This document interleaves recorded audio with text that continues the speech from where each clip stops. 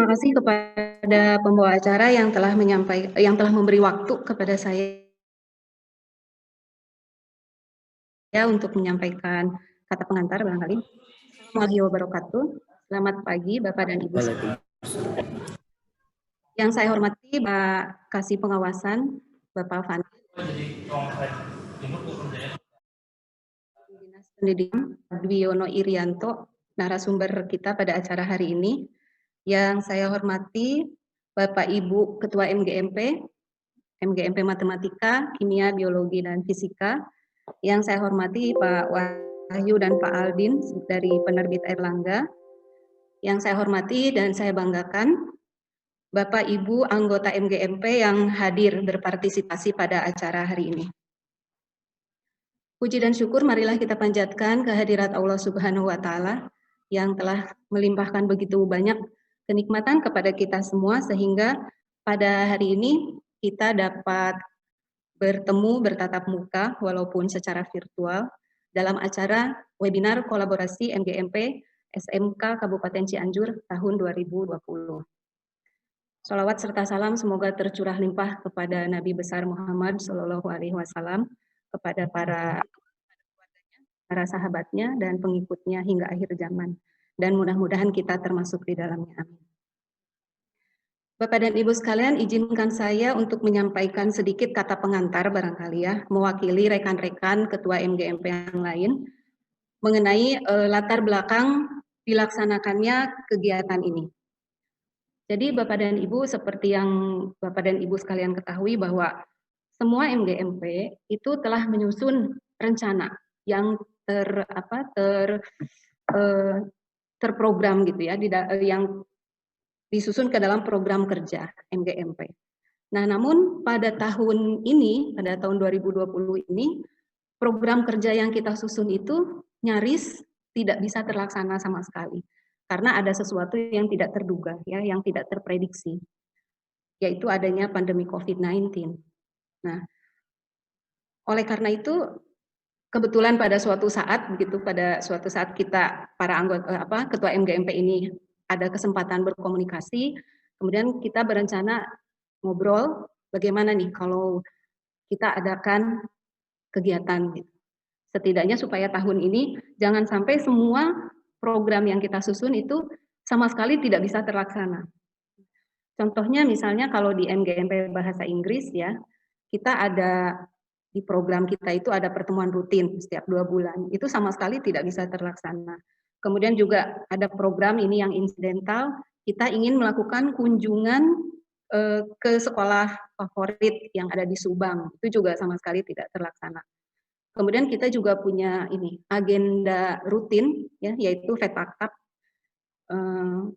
sebagai pengganti LKS, biasanya dilaksanakan pada bulan Oktober. Nah, pemenang pada FETAKAP itu siswa-siswanya akan dikirimkan ke tingkat provinsi. Tetapi itu juga tidak bisa dilaksanakan pada tahun ini. Yang di kabupaten maupun yang di provinsi tidak terlaksana. Nah, jadi kita bersepakat nih, Ketua MGMP yang 5 ini, ayolah gitu kita adakan. Walaupun bentuknya alhamdulillah bisa terlaksana. Kemudian juga mengenai pemilihan tema ya. Kok temanya beda gitu. Bapak dan Ibu kan selama pandemi ini ya, dari mulai Maret yang saya ingat tuh, sejak bulan Maret sampai sekarang, banyak sekali penyelenggara webinar yang menawarkan ada yang workshop, seminar, pelatihan, ya, bentuknya daring gitu. Pokok bahasannya itu kan seputar LMS misalnya, Learning Management System, seperti bagaimana mengelola WA Group untuk menjadi kelas interaktif, bagaimana memaksimalkan Google Classroom untuk menyampaikan materi pembelajaran, bagaimana membuat absen online menggunakan Google Form, atau ada yang membuat video pembelajaran dan banyak lagi yang lainnya. Nah, termasuk nih sekarang yang sedang berlangsung yaitu dari Kementerian ya, Kementerian Pendidikan dan Kebudayaan, yaitu program Guru Belajar. Bapak dan Ibu ada ya yang masuk ke program itu? Mudah-mudahan semuanya ikut. Itu materinya bagus sekali, program Guru Belajar. Sekarang sedang berlangsung angkatan 3 Bapak Ibu. Kalau Bapak dan Ibu misalnya ada yang belum masuk, sepertinya sekarang masih bisa join ya, silahkan nanti gabung. Nah, kemudian materi-materi itu sepertinya kalau sekarang dijadikan tema untuk pertemuan kita, takutnya Bapak dan Ibu bosan gitu ya. Ah, eta deui gitu ya. Sudah biasa, sudah sering mengikuti. Maka waktu itu kita para ketua MGMP bersepakat, ayo kita bikin sesuatu yang beda gitu. Yang sepertinya jarang di apa ya? Jarang orang membicarakan masalah itu. Dan sebetulnya mati MGMP yaitu memotivasi dan menginspirasi supaya kita bisa meningkatkan kinerja kita dalam. Nah, temanya itu adalah menggali keterampilan berpikir Bapak dan Ibu kita lah ya, menggali keterampilan berpikir kita sebagai guru agar bisa menciptakan suatu kegiatan pembelajaran yang menyenangkan bagi siswa, tetapi juga efektif untuk menyampaikan materi pembelajaran. Kira-kira seperti itulah latar belakangnya. Mudah-mudahan bisa dipahami dan bisa bermanfaat ya untuk kita semua. Dan kebetulan alhamdulillah kita juga bisa menggandeng pihak penerbit Erlangga pada kesempatan ini yang banyak sekali meringankan tugas kami gitu ya sebagai penyelenggara. Misalnya penyediaan narasumber gitu. Kemudian penyediaan Zoom meeting sampai ke flyer juga ini ditangani oleh Erlangga ya. Terima kasih sekali. Sebetulnya Pak Fandi, saya mungkin sedikit laporan ini. Pada hari Sabtu, hari Minggu, ini jumlah peserta yang daftar baru sekitar 67 orang, Pak. Jadi, aduh saya deg-degan ini. Hati saya itu sudah cenat-cenut gitu ya. Aduh, ini pesertanya cuma sedikit. Ternyata di hari Senin setelah jam 4 itu peserta mudul, Pak, banyak sekali yang daftar sehingga banyak yang ditolak terpaksa gitu ya karena kapasitas Zoom-nya hanya sampai 100 orang. Ini juga mungkin saya tidak tahu nih nanti bagaimana caranya. Banyak yang japri baik MGMP bahasa Inggris maupun MGMP yang lainnya ingin gabung tapi sudah full gitu kapasitasnya. Mungkin ini bisa untuk refleksi kita ya Pak Wahyu ya ke depannya.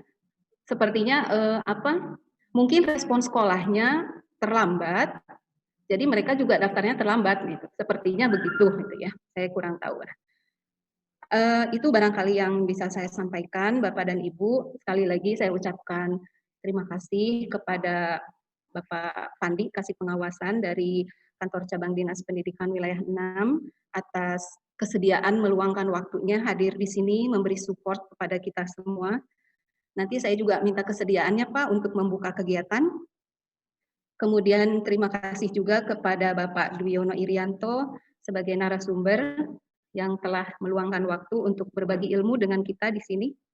Terima kasih juga kepada pihak Erlangga yang telah memfasilitasi kami. Kemudian terima kasih kepada para ketua MGMP, kepada anggota MGMP yang telah berpartisipasi aktif pada kegiatan hari ini. Mohon maaf apabila ada kekurangan ya, ada yang mungkin ada beberapa orang yang tidak bisa masuk karena memang jadi lebih kuotanya ya, dari harusnya 100, ternyata di grup itu ada 108 kalau tidak salah. Jadi saya tidak tahu, mungkin ada beberapa orang yang tidak bisa gabung di grup ini, di Zoom ini. Kemudian terima kasih juga atas dorongan dari semua pihak. Itu saja barangkali Bapak dan Ibu, sekedar kata pengantar dari saya. Wabillahi taufik wal hidayah. Assalamualaikum warahmatullahi wabarakatuh. Waalaikumsalam warahmatullahi wabarakatuh.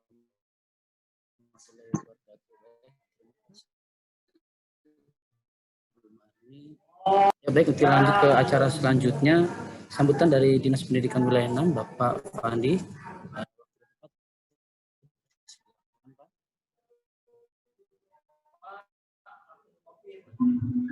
Baik, terima kasih. Bismillahirrahmanirrahim. Assalamualaikum warahmatullahi wabarakatuh. Waalaikumsalam warahmatullahi wabarakatuh.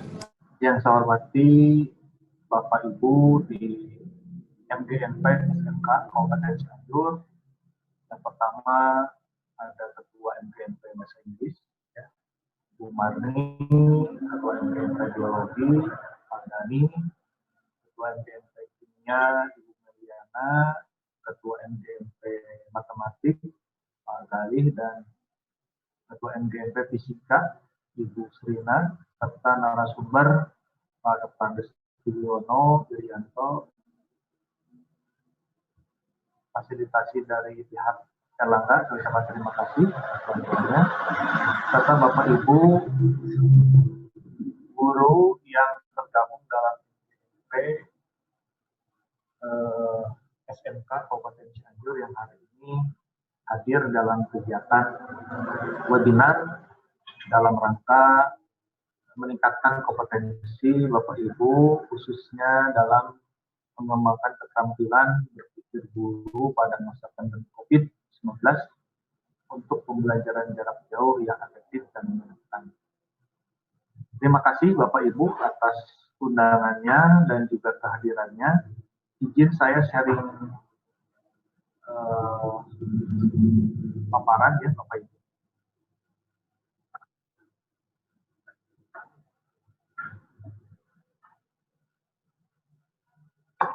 Mohon maaf.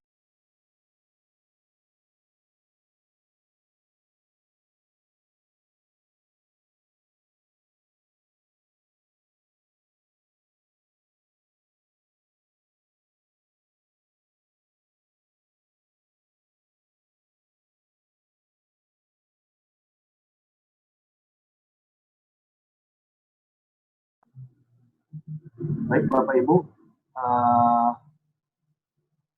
tema kita pada hari ini yang ingin saya sampaikan sebelum saya membuka kegiatan ini,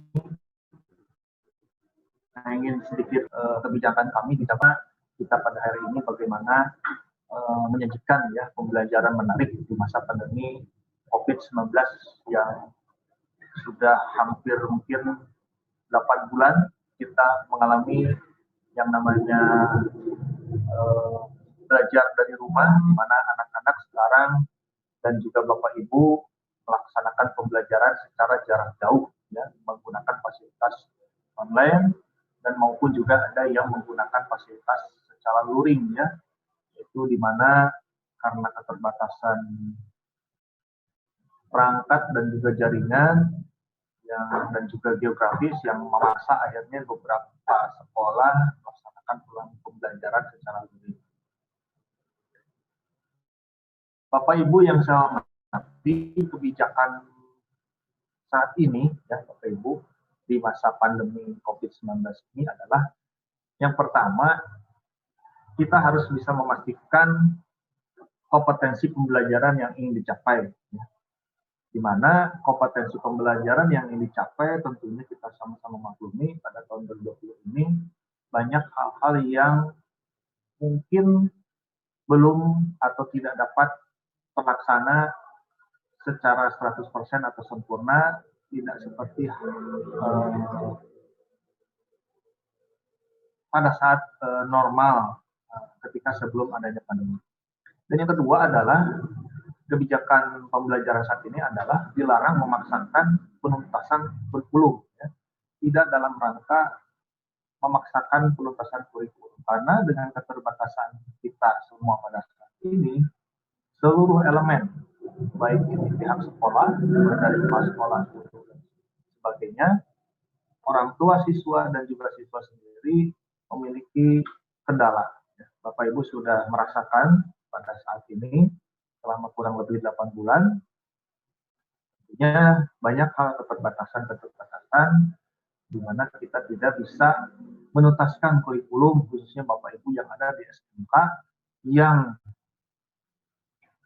dalam hal ini diperlukan adalah khususnya mata pelajaran yang sifatnya produktif, ya, di mana vokasi ini sangat diperlukan praktek ini untuk pembelajaran khususnya yang ada di jenjang SMK.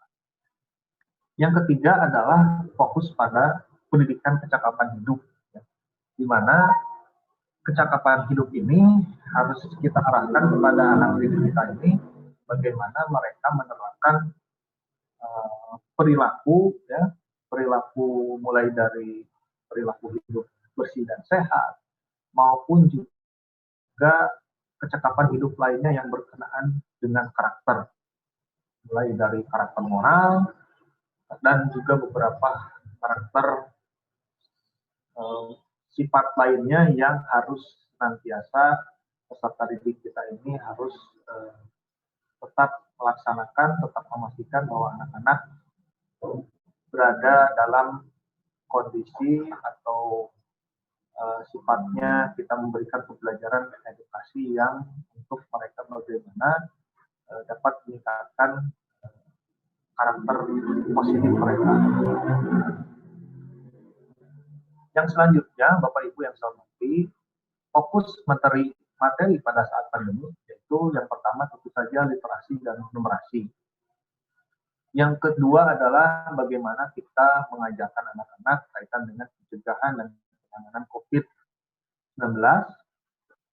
Yang ketiga adalah bagaimana kita meningkatkan, ya, atau konsisten anak-anak untuk selalu senantiasa menerapkan perilaku hidup bersih dan sehat dan gerakan masyarakat sehat. Dan tentunya kita harapkan anak-anak meskipun mereka tidak bisa melaksanakan pembelajaran secara optimal, tapi setidaknya mereka bisa juga turut menjadi duta bagaimana menggerakkan lingkungannya untuk menggerakkan masyarakat sekitar, tetangganya, di lingkungan sekitar anak-anak untuk bisa menerapkan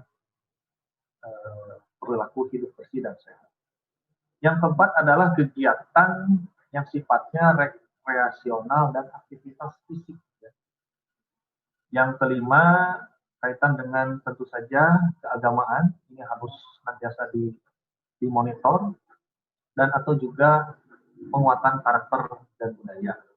Ini barangkali fokus yang harus senantiasa Bapak Ibu terapkan dari maupun luring kaitan dengan bagaimana kita menerapkan pembelajaran pada saat pandemi saat ini. Selanjutnya Bapak Ibu, berkaitan dengan keadaan pandemi sekarang, kami mengharapkan Bapak Ibu khususnya guru perlu meningkatkan kapasitas, ya, dengan mengikuti pelatihan daring yang disediakan oleh pemerintah maupun lembaga non pemerintah guna mendukung keterampilan menyelenggarakan PJJ pada situasi darurat COVID-19. Bapak Ibu mungkin sudah banyak mengikuti beberapa kegiatan webinar, BIMTEK yang dilakukan secara daring, baik yang diselenggarakan oleh kami, Dinas Pendidikan, melalui cabang dinas, maupun instansi vertikal, sudah banyak, maupun juga yang sifatnya berbayar, mungkin ya, banyak. Ini perlu Bapak Ibu lakukan. Bagaimana kita bisa menyajikan pembelajaran yang menarik di saat daring sekarang. Saya masih banyak melihat bahwasannya guru-guru melaksanakan proses KBM seperti halnya proses KBM daring saat ini, khususnya pada saat daring ini banyak yang melaksanakan seperti halnya pindah kelas.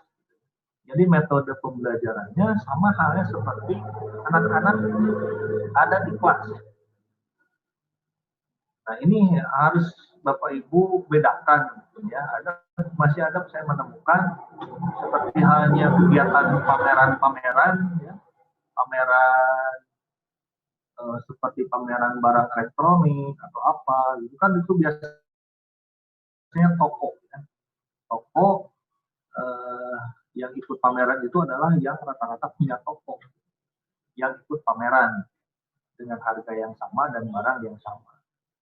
Nah ini harus Bapak Ibu bedakan, ya, dan itu juga harus menyesuaikan bagaimana pembelajaran secara daring ini betul-betul bisa bermakna, ya, bisa diikuti dan tentu saja menyenangkan. Ya. Jangan sampai pembelajaran sudah dilaksanakan secara daring, tapi kita membuat bosan. apalagi sudah lama sekali kita melaksanakan pembelajaran secara jarak jauh, sudah 8 bulan lebih, tentunya jenuh.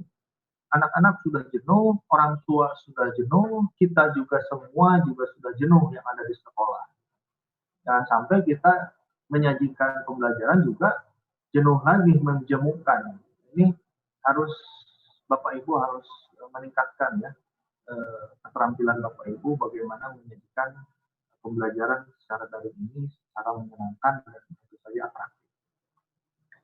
Ini saya kutip ya dari Howard Gardner kaitan dengan 8 kecerdasan anak yang intinya adalah Bapak Ibu harus mampu menangkap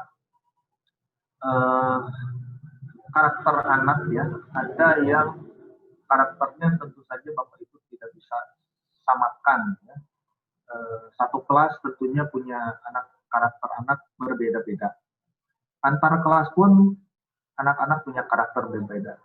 Antar sekolah pun anak-anak punya karakteristik yang berbeda. Tentunya guru dan kepala sekolah juga berbeda.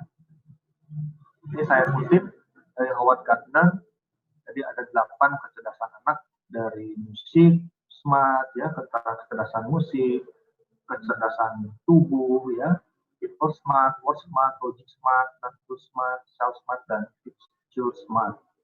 Jadi pada intinya adalah dukunglah anak sesuai dengan jenis kecerdasannya. Adanya minat bisa membangun kompetensi anak kemudian hari. Nah tentunya anak-anak yang ada di SMK ini sudah jelas ya, tidak seperti halnya anak-anak yang berada di SMA, yang pendidikan SMA. Kalau SMK ini sudah jelas Bapak Ibu, ketika anak memilih suatu jurusan sesuai dengan kompetensi keahlian yang mereka minati, tentunya sudah jelas ini harus linier dengan kecerdasan yang atau minat anak yang dimiliki oleh anak. Ini tentu saja saya sedikit menjelaskan kaitan dengan potensi kecerdasan ya tadi yang sudah disampaikan kaitan dengan logik, memahami proporsi dan hipotesis serta permasalahan matematik. Bapak Ibu tentu saja yang ada di MGMP yang sifatnya eksak ini tentu saja sudah biasa melakukan ini. Yang kedua adalah yang kaitan dengan kecerdasan linguistik. Jadi kecerdasan dalam berpikir, dalam kata-kata dan menggunakan bahasa. Yang ketiga adalah kaitan dengan spasial ya, berpikir dalam 3 dimensi. Keempat kaitan dengan musik ya, dan juga kinestetik, naturalis ya, anak-anak yang mempunyai kecerdasan dalam hal memahami alam ya. Selanjutnya kecerdasan interpersonal ya, kaitan dengan interaksi ya. Anak-anak ada juga yang dia lebih komunikatif dengan orang lain ya, berbeda halnya dengan anak-anak yang memiliki kecerdasan intrapersonal, dia hanya sifatnya mampu menggali potensi diri ya, dia sudah tahu arah tujuannya kemana, dan biasanya memang anak seperti ini kukuh ya biasanya. Dan juga eksistensial, jadi kepekaan untuk mempersoalkan hati hidup, kematian dan proses kematian. Ini barangkali yang saya kutip dari Howard Gardner, di mana kita harus mampu ya mengenali ya potensi anak-anak sebelum kita memberikan materi atau memperkenalkan anak sesuai dengan kompetensi Bapak Ibu semua. Jadi barangkali ini penting ya, dilakukan karena kita tidak bisa menyamaratakan anak-anak itu punya karakter yang sama. Kira-kira seperti itu barangkali. Yang selanjutnya yang ingin saya sampaikan bagaimana Bapak Ibu membuat teknik ya, membuat pembelajaran yang menarik ya, yang tadi seperti saya sampaikan.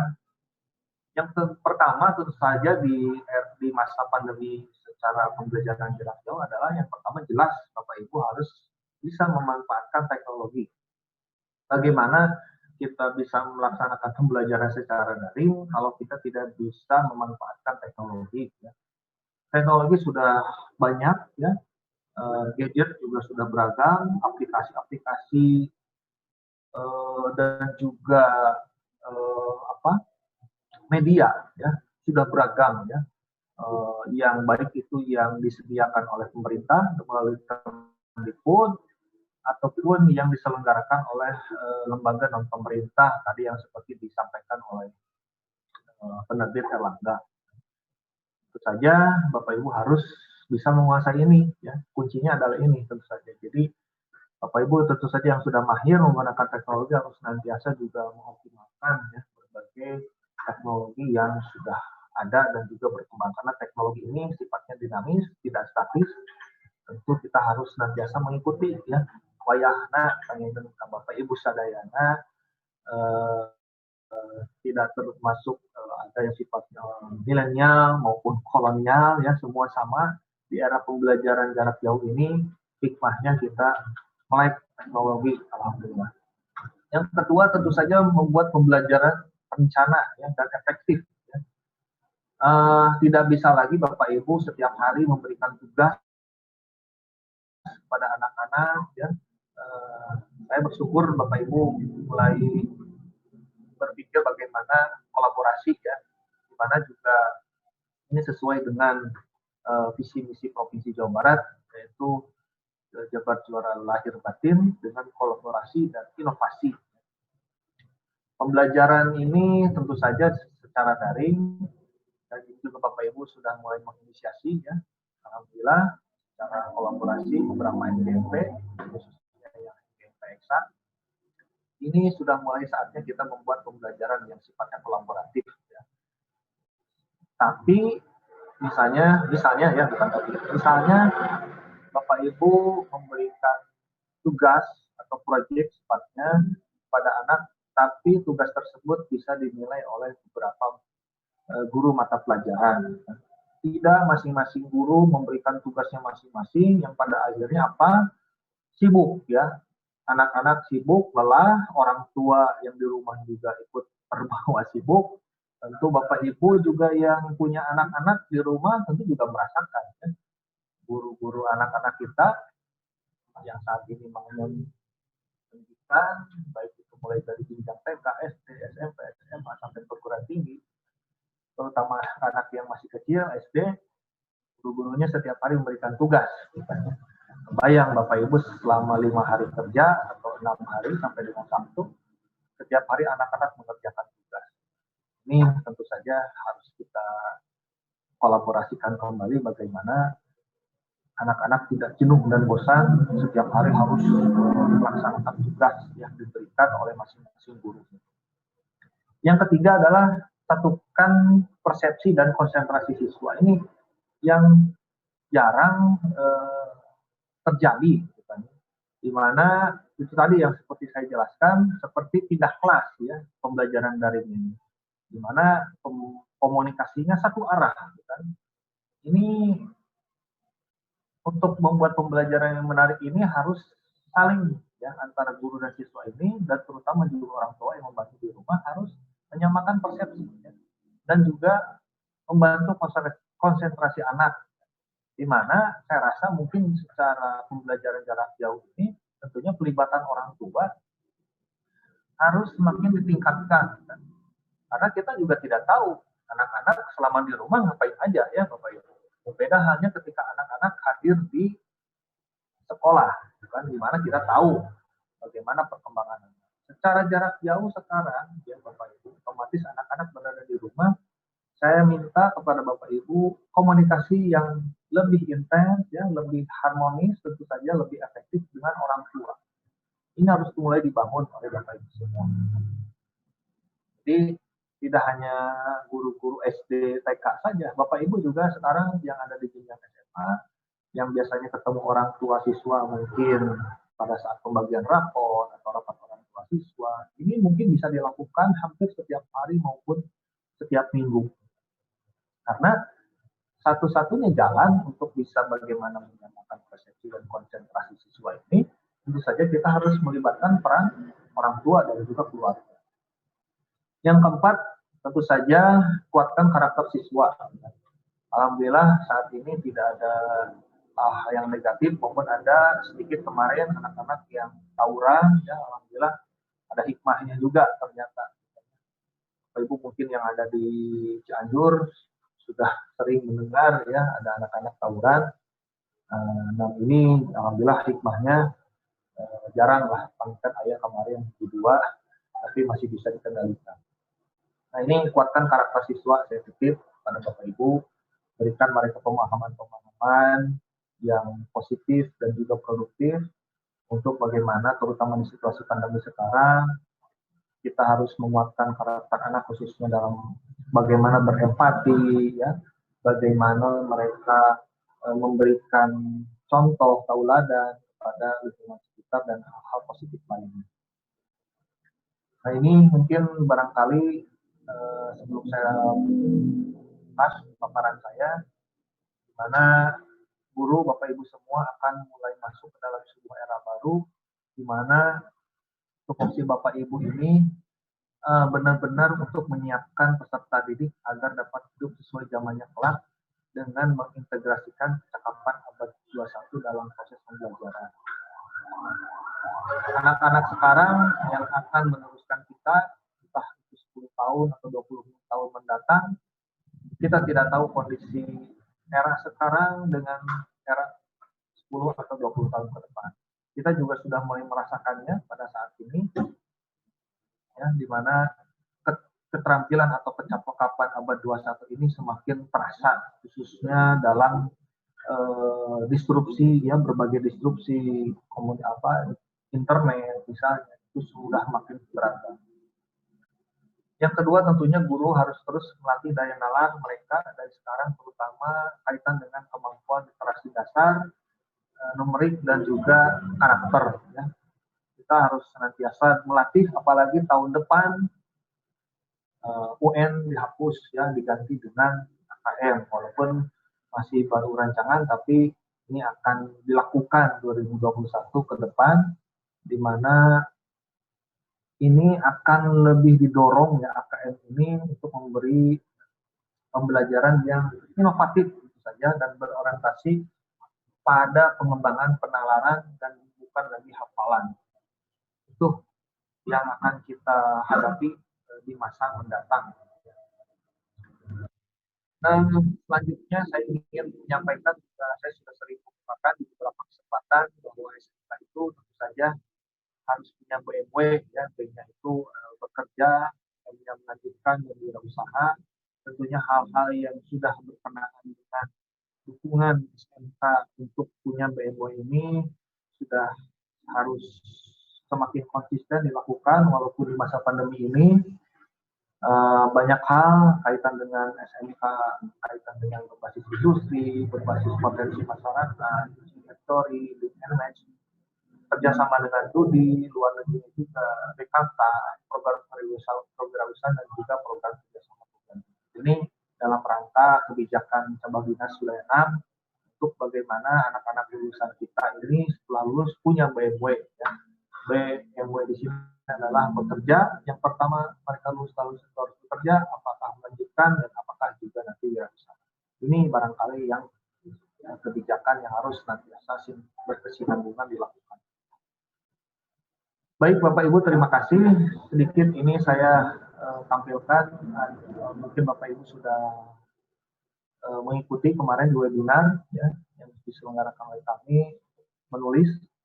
Kami memiliki sarana untuk Bapak Ibu untuk publikasi ilmiah. Silakan Bapak Ibu manfaatkan media ini. Bapak Ibu yang ingin mempublikasikan karya tulis ilmiahnya, baik itu PTK maupun artikel ilmiah lainnya, terutama Bapak Ibu yang sudah PNS untuk meningkatkan jenjang karir, di mana Bapak Ibu perlu publikasikan di jurnal maupun majalah. Kami di cabang dinas sudah memiliki ini, ya, Simpul Juara namanya. Silakan Bapak Ibu lihat, nanti Bapak Ibu bisa kirim artikel kepada kami untuk bisa dipubliskan di jurnal Simpul Juara. Itu mungkin barangkali Bapak Ibu hal-hal yang dapat saya sampaikan. Selamat mengikuti webinar kolaborasi SMK Kabupaten Cianjur. Mudah-mudahan apa yang kita ikhtiarkan hari ini dan ke depan mudah-mudahan selalu ada dalam ridho dan lindungan dari Allah Subhanahu wa Ta'ala. Amin ya rabbal alamin. Terima terima kasih kepada seluruh pihak yang sudah bantu memperlancar kegiatan webinar kali ini. Ucapkan terima kasih apabila ada hal-hal yang berkenan. Wabillahi taufiq wal hidayah. Assalamualaikum. Dan dengan mengucap mohon maaf, dengan mengucap Bismillahirrahmanirrahim, kegiatan webinar dalam rangka topik mengembangkan keterampilan berpikir guru pada masa pandemi 19 untuk pembelajaran jarak jauh yang efektif dan secara resmi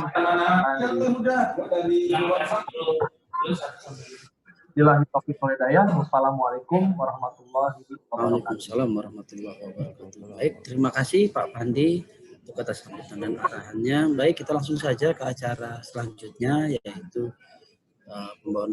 pembawaan tema webinar kita oleh Bapak Dr. Andes Dwiyono Irianto, MM. Waktu dan tempat dipersilakan Pak Dwi.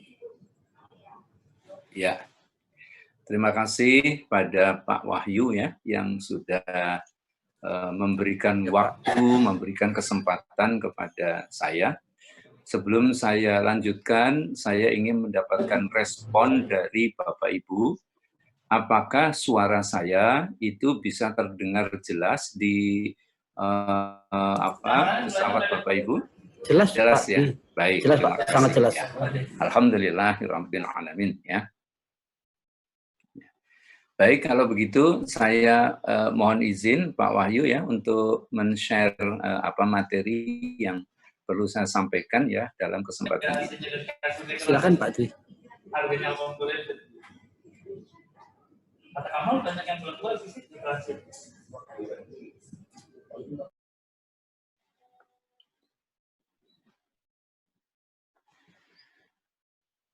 Sudah muncul di layar?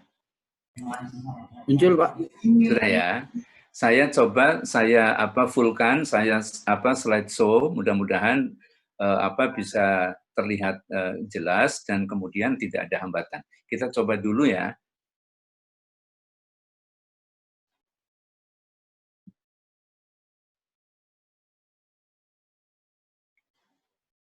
Bisa tampil semuanya Bapak Ibu? Bisa Pak. Bisa ya? Oke. Kalau begitu, segera saya mulai. Assalamualaikum warahmatullahi wabarakatuh. A'udzubillahi minasyaitonirrajim. Bismillahirrahmanirrahim. Alhamdulillahirabbil alamin. Segala puja-puji hanya untuk Tuhan Allah Subhanahu wa taala.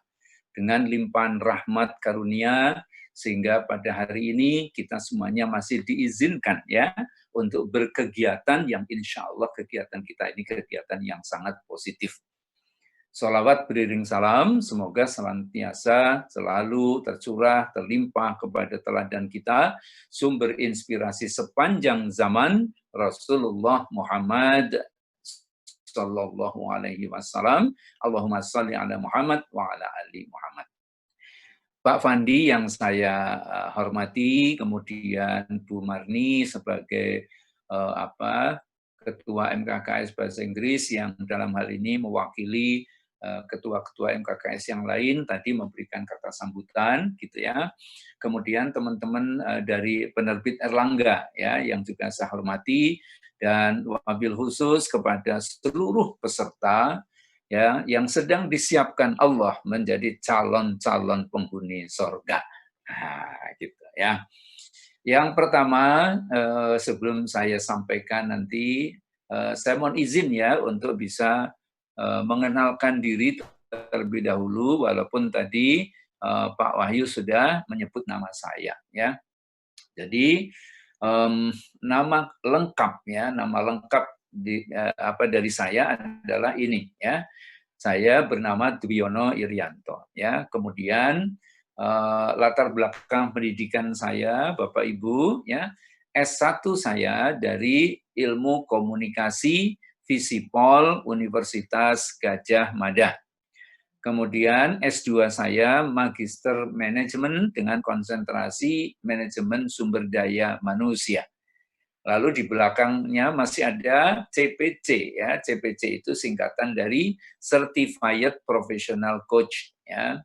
Sehingga kalau Bapak Ibu lihat di layar, maka Bapak Ibu bisa membaca yang paling bawah itu adalah Professional Coach gitu ya.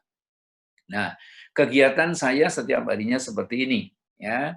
Yang pertama, inspirator metamorfosis. Ini adalah positioning saya dalam berkegiatan di tengah masyarakat ya, sehingga dimanapun saya berada, saya berupaya ya untuk bisa memberi inspirasi kepada orang agar orang itu mau berubah ya, berubah menjadi lebih baik ya, seperti halnya ulat menjadi kupu-kupu. Nah, kemudian saya juga punya lembaga training namanya HDI Management Center. Lalu saya juga masih jadi guru ya, saya masih jadi dosen di Universitas Amikom Jogja. Kemudian saya juga kolumnis di Harian Republika. Alhamdulillah saya nulis setiap Senin, kemudian sudah berlangsung lebih dari 10 tahun lamanya. Ya. Kemudian saya juga alhamdulillah penulis buku ya. 2 buku diantaranya itu diterbitkan oleh penerbit Erlangga. Ya. Yang buku pertama Hebat Gurunya, Dahsyat Muridnya. Itu buku yang pertama. Ya. Alhamdulillah sudah cetak ulang sebanyak 18 kali. Ya. Kemudian yang kedua, Menjadi Remaja Hebat. Ya, Kuat Karakterku, Dahsyat Prestasiku. Nah, itu buku itu memang saya dedikasikan itu ya untuk adik-adik atau anak-anak yang sudah masuk level SMP, SMA, SMK, dan yang sederajat dengan itu. Karena mereka sudah memasuki masa remaja ya. Kemudian masih alhamdulillah ya jadi konsultan pengembangan sumber daya manusia. Kemudian saya bersama istri juga setiap Jumat ya itu ngisi siaran di salah satu radio yang paling tua di Jogja ya namanya RBFM. Kemudian saya masih juga menjadi anggota Majelis Ekonomi dan Kewirausahaan pimpinan wilayah Muhammadiyah Daerah Istimewa Yogyakarta. Lalu saya juga penasihat IIBF ya, Indonesian Islamic Business Forum ya, yang ada di Daerah Istimewa Yogyakarta. Kemudian pengurus GPMB Daerah Istimewa Yogyakarta. Lalu yang terakhir adalah professional coach ya. Itu Ibu Bapak ya sedikit informasi pelengkap ya tentang siapa saya ya, yang tadi sudah disebut juga oleh Pak Wahyu ya. Baik ya. Sesuai dengan tema, maka kali ini topik yang mau kita bahas adalah seperti yang sudah di-share barangkali ke para peserta ya. Jadi mengembangkan keterampilan berpikir guru di tengah pandemi ya guna mewujudkan pembelajaran jarak jauh yang efektif dan menyenangkan. Nah, sebelum kita berlanjut ya, saya pingin nih Bapak Ibu peserta ini terlibat langsung ya di dalam kegiatan webinar ini. Ya, maka saya ingin mengajukan satu pertanyaan ini. Tapi pertanyaannya gampang kok Bapak Ibu ya. Jadi tidak perlu Bapak Ibu harus berkerut dahi karena berpikir terlalu keras, tidak ya. Jadi pertanyaannya mudah ya, pertanyaan sederhana ya. Pertanyaannya seperti ini. Masuk akalkah ya penjumlahan di bawah ini? Nah, penjumlahannya itu seperti apa? Ini penjumlahannya kayak gini. Ya. Jadi coba ya. Ini angka Romawi ya Bapak Ibu ya. Saya kira Bapak Ibu masih sangat ingat ya bahwa penjumlahan itu kalau dibaca adalah 11 ditambah 1 sama dengan 10. Ya, maka pertanyaannya, masuk akalkah penjumlahan seperti itu? Nah, silakan ya. Menurut Bapak Ibu bisa nggak diterima oleh akal kita kalau ada soal seperti ini? Silakan. Saya ingin mendengar jawaban dari Bapak Ibu ya. Di unmute bagi yang mau menjawab. Ya. Bagaimana menurut Bapak Ibu? Masuk akal? Bisa diterima oleh logika kita kalau 11 ditambah 1 sama dengan 10? Halo? Halo? Halo. Tidak, Pak, tidak masuk akal. Tidak masuk akal kan? Tidak masuk akal. Ya, Tidak. oke. Karena apa? Kita kan menjadi murid-murid yang sangat yang sangat menghargai guru-guru kita, ya. Guru-guru kita itu selalu mengajarkan 11 ditambah 1 ya 12, bukan 10. Kan gitu, ya. Nah, terus pertanyaan berikutnya nih, Nih, ya. Buat apa? Buat apa? Pertanyaan berikutnya nih, ya. Apa yang mesti ya Bapak Ibu lakukan ya agar penjumlahan tersebut bisa masuk akal, ya, tanpa mengubah ya atau mengganti ya simbol angka, tambah dan sama dengan. Intinya soalnya tetap kayak gitu, itu nggak usah diubah-ubah, ya. Tetapi akhirnya logika kita, akal kita bisa nerima. Apa yang harus Bapak Ibu lakukan? Yuk, siapa yang mau jawab? Apa yang mesti Bapak Ibu lakukan? Bapak Ibu, ada kertas di dekat Bapak Ibu? Kalau ada kertas, silakan Bapak Ibu tulis seperti yang ada di yang ada di layar gitu ya. Persis seperti itu ya. Silakan ditulis. Ya. Tambahin yang 2. Ya, silakan ditulis ya. Ya. Oke. Kalau sudah ditulis ya. Oke ya, kalau sudah ditulis ya, maka kertasnya diputar 180 derajat. Ya, sekarang kalau sudah diputar terbacanya menjadi seperti apa? 10 sama dengan 1 ditambah 9, betul ya? Ya. Benar ya Bapak Ibu ya? Iya benar Pak, benar. Ya.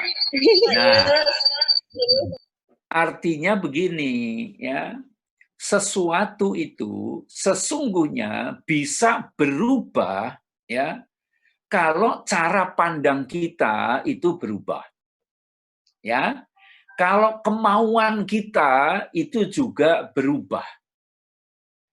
Tapi yang sering terjadi adalah orang itu berharap ya sesuatu itu berubah, tapi yang kita kerjakan itu nggak pernah berubah.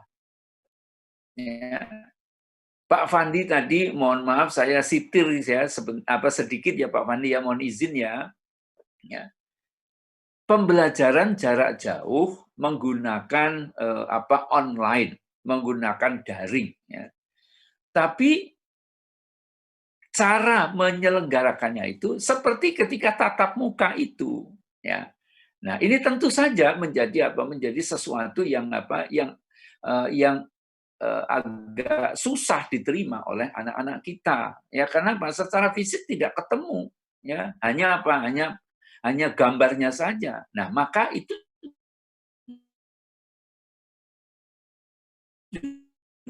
juga harus berubah. Nah, persoalannya Ibu dan Bapak yang saya hormati itu seringkali terkunci ya oleh apa coba? Nih, oleh sudut pandang yang lama, kemudian cara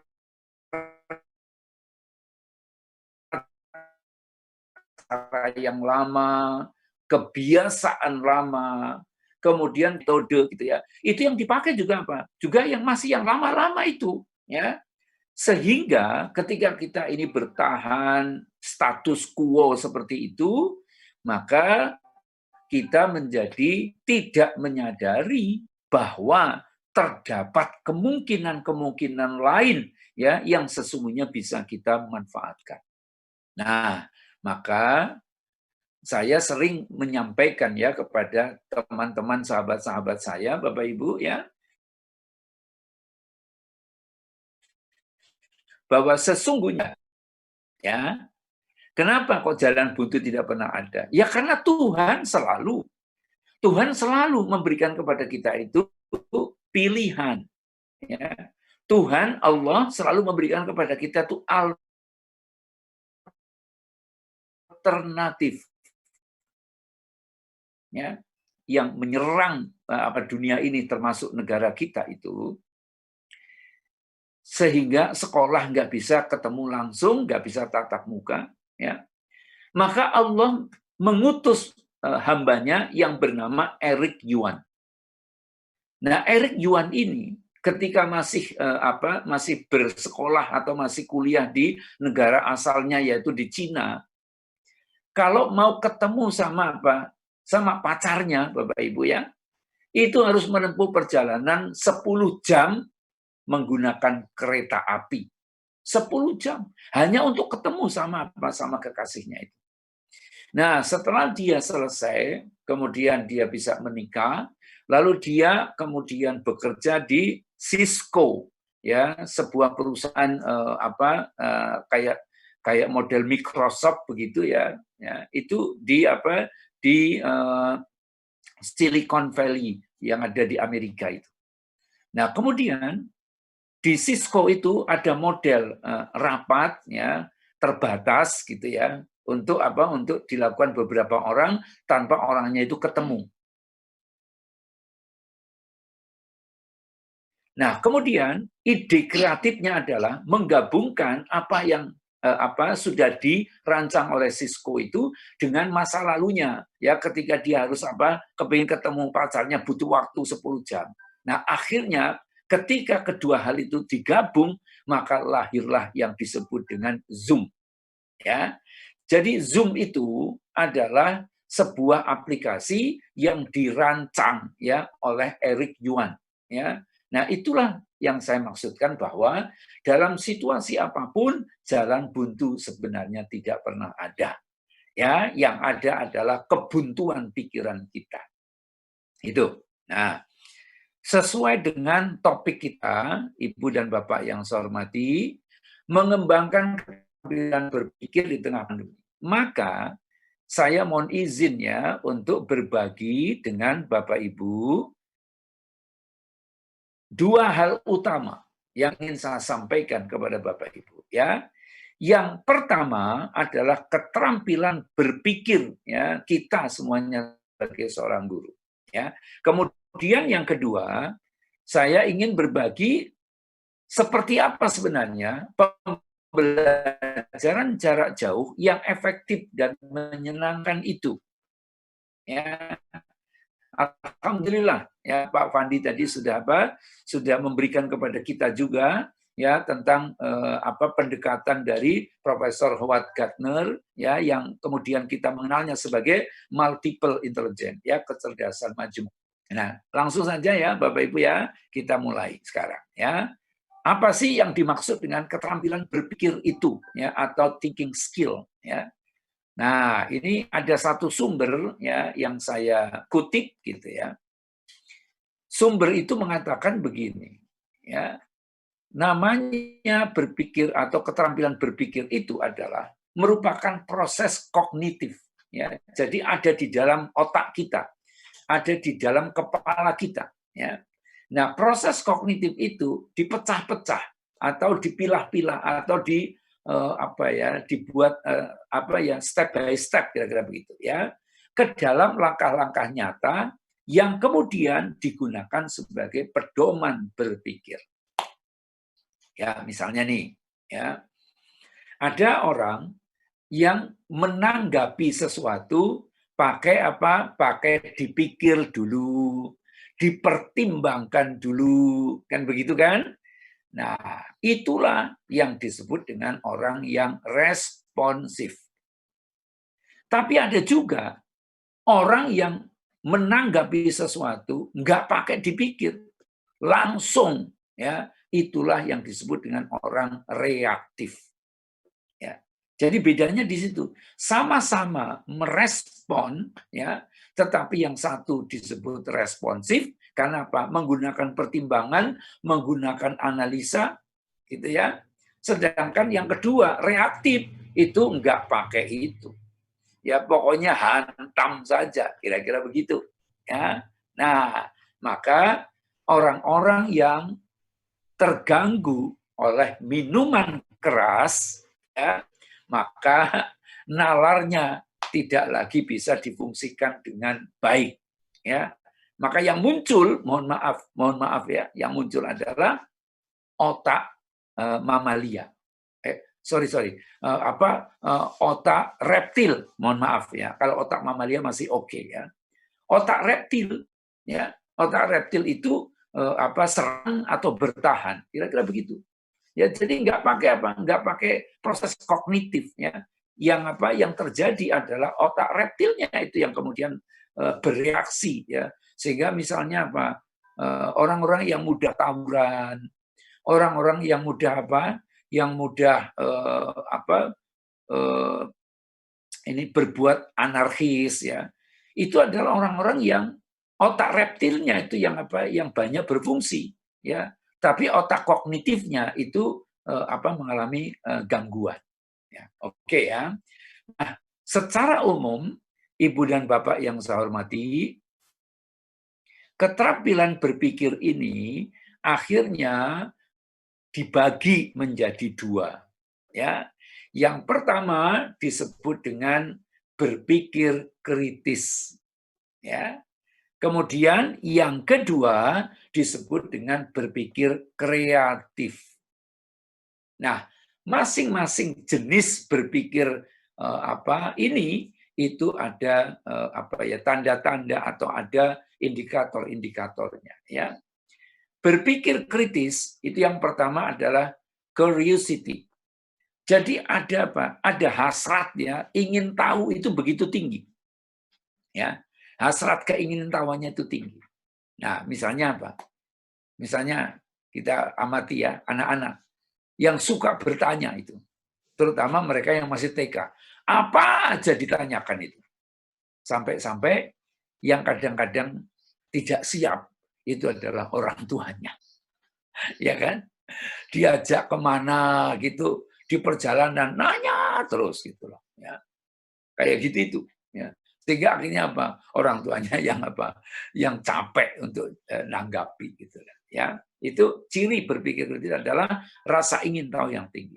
Kemudian creativity, ya creativity itu juga menghadirkan alternatif, ya. Lalu skeptisisme, ya, tidak mudah percaya, gitulah, tidak mudah percaya. Artinya Tidak segala sesuatu ditelan mentah-mentah, ya, tapi ada sebuah keraguan yang positif, ya, ada sebuah ketidakyakinan tapi positif, ya. Dan yang keempat adalah rendah hati, humble. Ya, itu ciri-ciri berpikir kritis.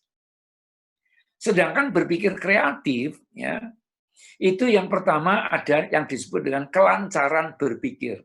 Maka sifatnya spontan. Ya, misalnya nih contoh ya. Ketika Bapak Ibu ditanya oleh murid, ya, lalu Bapak Ibu langsung bisa memberikan jawaban. Tidak pakai bentar ya nak ya, atau besok ya tak jawab besok, tapi sekarang belum. Nah, itu berarti belum lancar berpikirnya. Ya. Kemudian yang berikutnya adalah keluasan berpikir. Ya. Fleksibilitas, luas berpikirnya. Itu maksudnya apa itu? Ya dalam situasi apapun itu masih tetap bisa berpikir, ya. Kan ada kan orang yang misalnya jangan diganggu, aku lagi nggak bisa mikir. Nah, itu. Orang yang kreatif itu nggak begitu, ya. Dalam situasi apapun dia bisa bisa luas menyampaikan gagasannya, ya. Kemudian elaborasi, ya, menjabarkan, ya, mampu menjabarkan. Jadi dari sesuatu yang kecil bisa menjadi dijabarkan menjadi besar, ya. Kemudian orisinalitas, ya, kalau punya ide itu betul-betul orisinal. Nah, itu juga menjadi ciri dari berpikir kreatif, ya. Baik ya, keterampilan berpikir, penjelasan dari saya kurang lebih seperti itu. Nah, selanjutnya sekarang, bagaimana sih mengembangkan ya keterampilan berpikir itu? Ya, dalam catatan saya, Ibu dan Bapak yang saya hormati, ya, setidaknya ada 4 langkah untuk mengembangkan keterampilan berpikir. Ya, yang pertama, gunakan.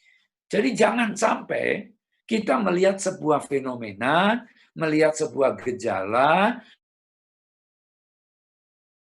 melihat sebuah realita, itu hanya dengan sudut pandang yang sama terus-menerus. Maka kita tidak akan bertambah keterampilan berpikir kita. Ya, maka gunakan sudut pandang yang berbeda.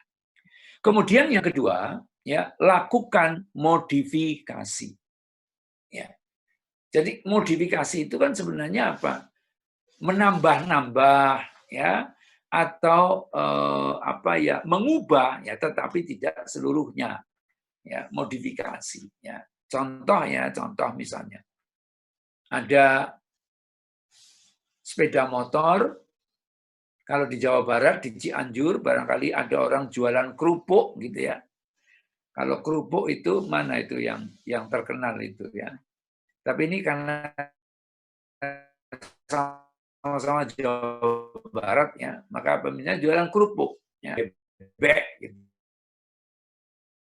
Akhirnya apa? Dagangannya sampai apa? Melambung tinggi, spion tidak lagi berfungsi. Kenapa? Tertutup oleh apa? Oleh kerupuk. Nah, ada orang yang kemudian menangkap itu, maka muncullah sepeda motor seperti VR, ya, yang pakai apa? Pakai box di belakangnya itu. Itu kan sebenarnya apa? Modifikasi, sama-sama sepeda motor. Tapi akhirnya apa? Bisa dipakai untuk ngangkut barang dan spion tetap masih bisa berfungsi. Nah, begitu pula kita, ya. Kita ini kan guru, ya. Kita bisa lakukan modifikasi dalam proses-proses pembelajaran kita.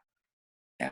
Jadi misalnya waktu kita kecil, ya, itu kan kita suka banget ya kalau didongengin, ya, didongengin sama orang tua kita, sama bapak ibu guru di TK, ya, didongengin gitu. Nah, maka mendongeng atau dalam bahasa yang berbeda adalah storytelling, ya, storytelling. Ini kan bisa menjadi apa? Bisa menjadi modifikasi dalam proses-proses pembelajaran kita. Sebelum kita memulai sesuatu, kita berikan inspirasi kepada murid-murid kita. Misalnya begitu, ya. Itu adalah bentuk dari modifikasi. Lalu yang ketiga, gemarlah bertanya kepada orang lain. Ya. Kenapa? Ya karena orang lain itu pasti punya cara pandang yang berbeda dengan kita, ya, punya latar belakang yang berbeda dengan kita, punya pengalaman yang berbeda dengan kita. Maka ketika kita gemar bertanya kepada orang lain, kita akan dapat itu sesuatu yang boleh jadi belum pernah kita pikirkan sebelumnya, ya. Dan yang keempat, ya, adalah ini, ya, hadirkan beragam alternatif. Ya, jadi itulah 4 langkah, 4 hal menurut hemat saya untuk bisa mengembangkan keterampilan berpikir kita. Baik ya, Bapak Ibu yang saya hormati. Selanjutnya, yang kelima, sering-seringlah bereksperimen. Ya, ini tambahan khusus untuk apa? Untuk Bapak Ibu para guru SMK di Kabupaten Cianjur. Ya, kalau kemarin-kemarin saya berbagi dengan audiens itu hanya 4.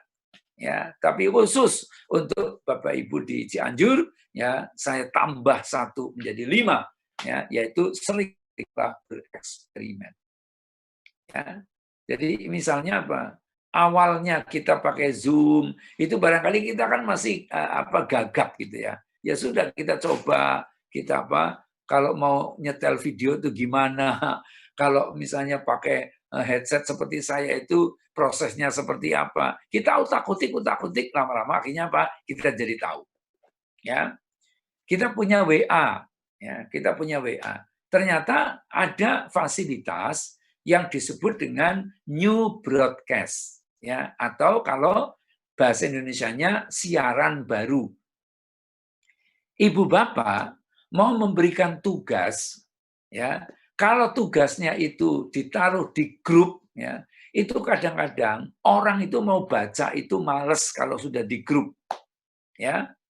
Tapi kalau Bapak Ibu menggunakan new broadcast atau siaran baru, maka Bapak Ibu ngirim sekali, ya, itu akan diterima oleh sekian banyak orang, dan yang menerima, ya, itu seolah-olah seakan-akan dia dijapri.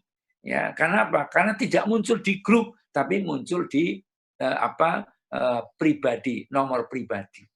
Nah, itu ya, itu kan bisa dicoba yang seperti itu, ya. Nah, satu kali kirim itu kapasitas penerima itu 256 nomor, ya.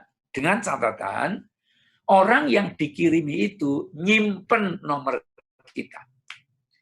Kalau mereka nggak nyimpen nomor kita, ya memang tidak nyampe, gitu. Ya, itu aplikasi WhatsApp dengan fasilitas new broadcast atau siaran baru. Nah, saya menggunakan itu juga karena apa? Selain diberitahu, maka ngutak-ngutik caranya gimana. Nah, akhirnya apa? Alhamdulillah jadi bisa. Ya, oke. Selanjutnya, seperti apa sih pembelajaran jarak jauh yang efektif dan menyenangkan itu? Ya. Nah, sebelum sampai ke sana, maka saya mau sampaikan kepada Ibu Bapak, ya. Karena proses belajar itu kan selalu menggunakan otak, gitu. Ya. Maka kita harus ngerti seperti apa sih sesungguhnya otak kita itu bekerja. Ya, mari kita lihat. Ya, arus informasi dari luar, ya, untuk kemudian kita terima, ya, itu proses yang terjadi di otak kita itu ternyata seperti ini. Ya, tadi saya bilang ya ada otak reptil. Nah, tuh ya, otak reptil itu yang ada di batang otak paling atas, gitu lah, ya, otak reptil. Kemudian ada otak limbiknya, ada otak neokorteks. Ya. Kalau yang otak reptil itu sifatnya apa? Insting, ya, insting. Jadi serang atau lari, hit or run, gitu lah, ya, serang atau pukul atau lari. Ya. Jadi istilahnya apa? Istilahnya hanya untuk apa? Hanya untuk mempertimbangkan dua hal, ya. Kalau tidak serang ya lari, ya. Makanya apa? Mohon maaf ya, ketika kita sedang jalan tiba-tiba apa? Ada ular, ya, ada ular di depan kita itu. Lalu kita kaget, maka pilihannya pasti apa? Satu di antara dua. Dilempar atau kita yang lari. Nah, itu yang mengendalikan adalah otak reptil. Ya. Nah, ternyata Ibu dan Bapak, arus informasi yang masuk ke otak kita itu berasal dari apa? Berasal dari otak reptil dulu, kemudian masuk ke otak limbik, dan yang terakhir diterima oleh neokorteks, otak rasional. Apa artinya? Artinya, Ibu dan Bapak, dalam proses pembelajaran, nih, ya, agar efektif, maka guru dan siswa harus merasa nyaman secara fisik. Ya. Misalnya apa? Ditentukan oleh apa? Suhu udara, tata cahaya, kemudian area belajar yang harus memuasi otak reptil tadi itu. Ya. Relatif longgar tempatnya, ya, kemudian sirkulasi udara juga bisa berjalan dengan baik, sehingga apa? Secara fisik kita merasa nyaman. Ya. Kemudian apa? Perlu sarapan pagi, ya, gitulah, ya. Itu sebabnya. Maka sarapan jadi penting. Kenapa sih? Karena untuk bisa apa? Memuasai otak reptil. Nah, kemudian yang kedua, guru dan siswa harus memulai pembelajaran dengan sikap positif untuk memuasai pusat emosi otak, ya, atau otak mamalia. Ya.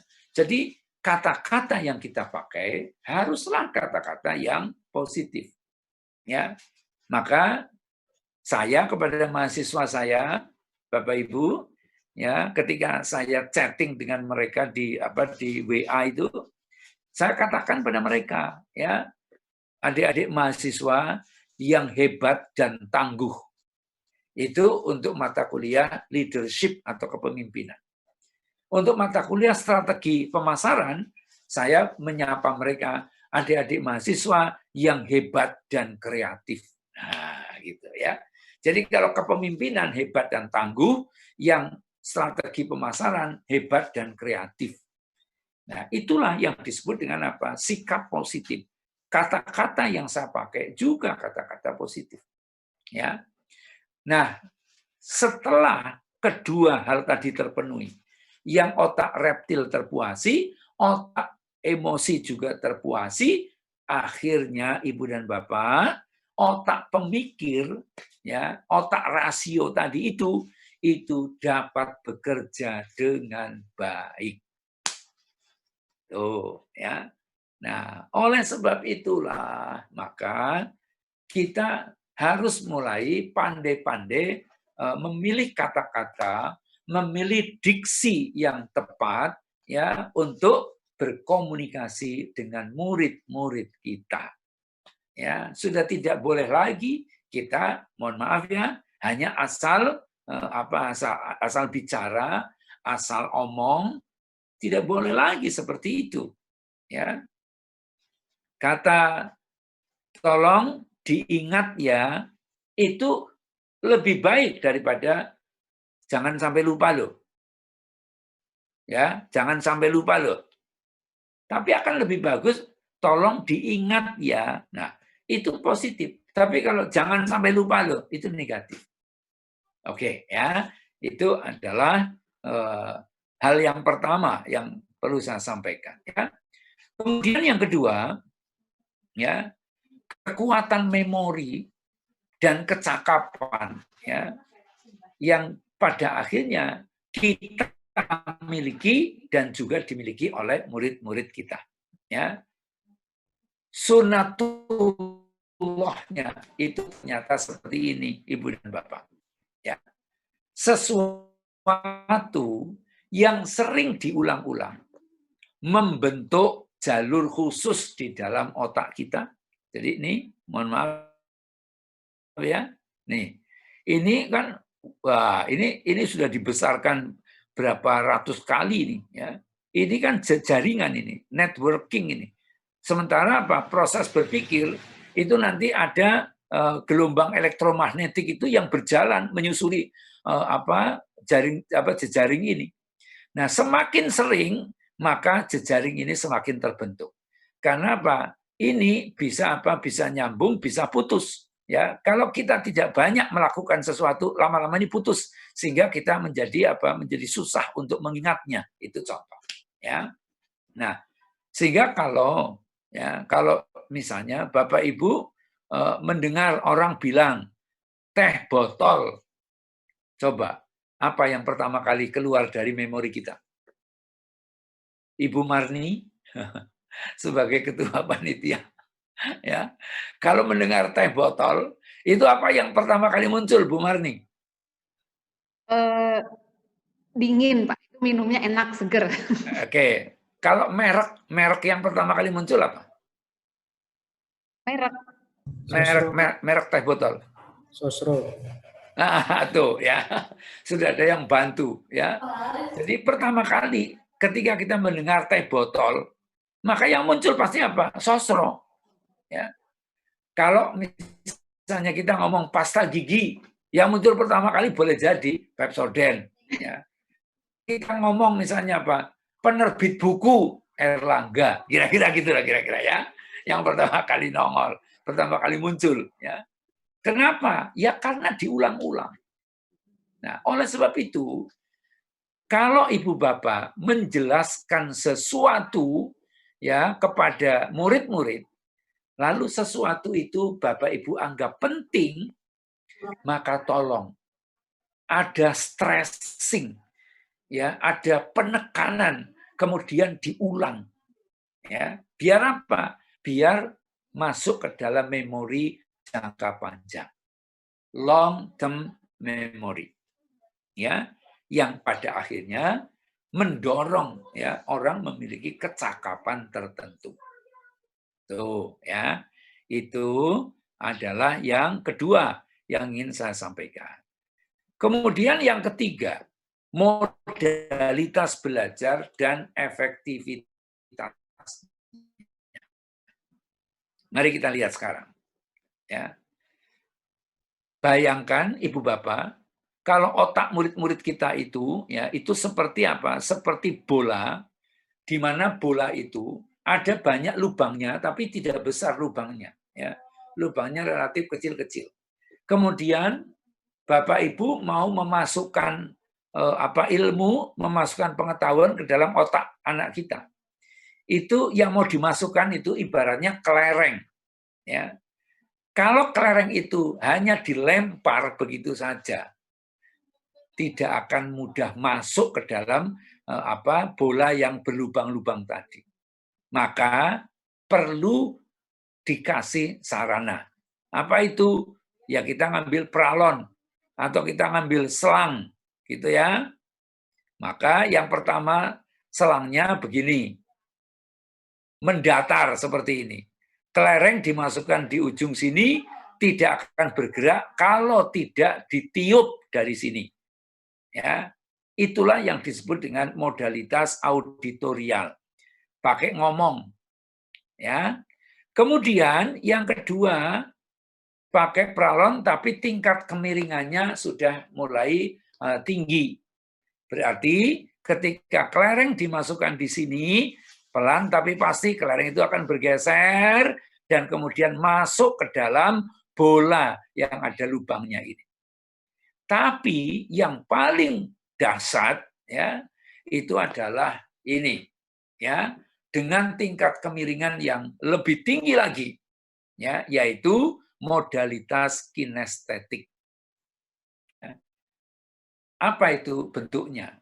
Bentuknya adalah di sini, di kinestetik itu, ya anak-anak itu mengerjakan, anak-anak mempraktekkan, anak-anak itu melakukan. Nah, itu ada di sini, ya.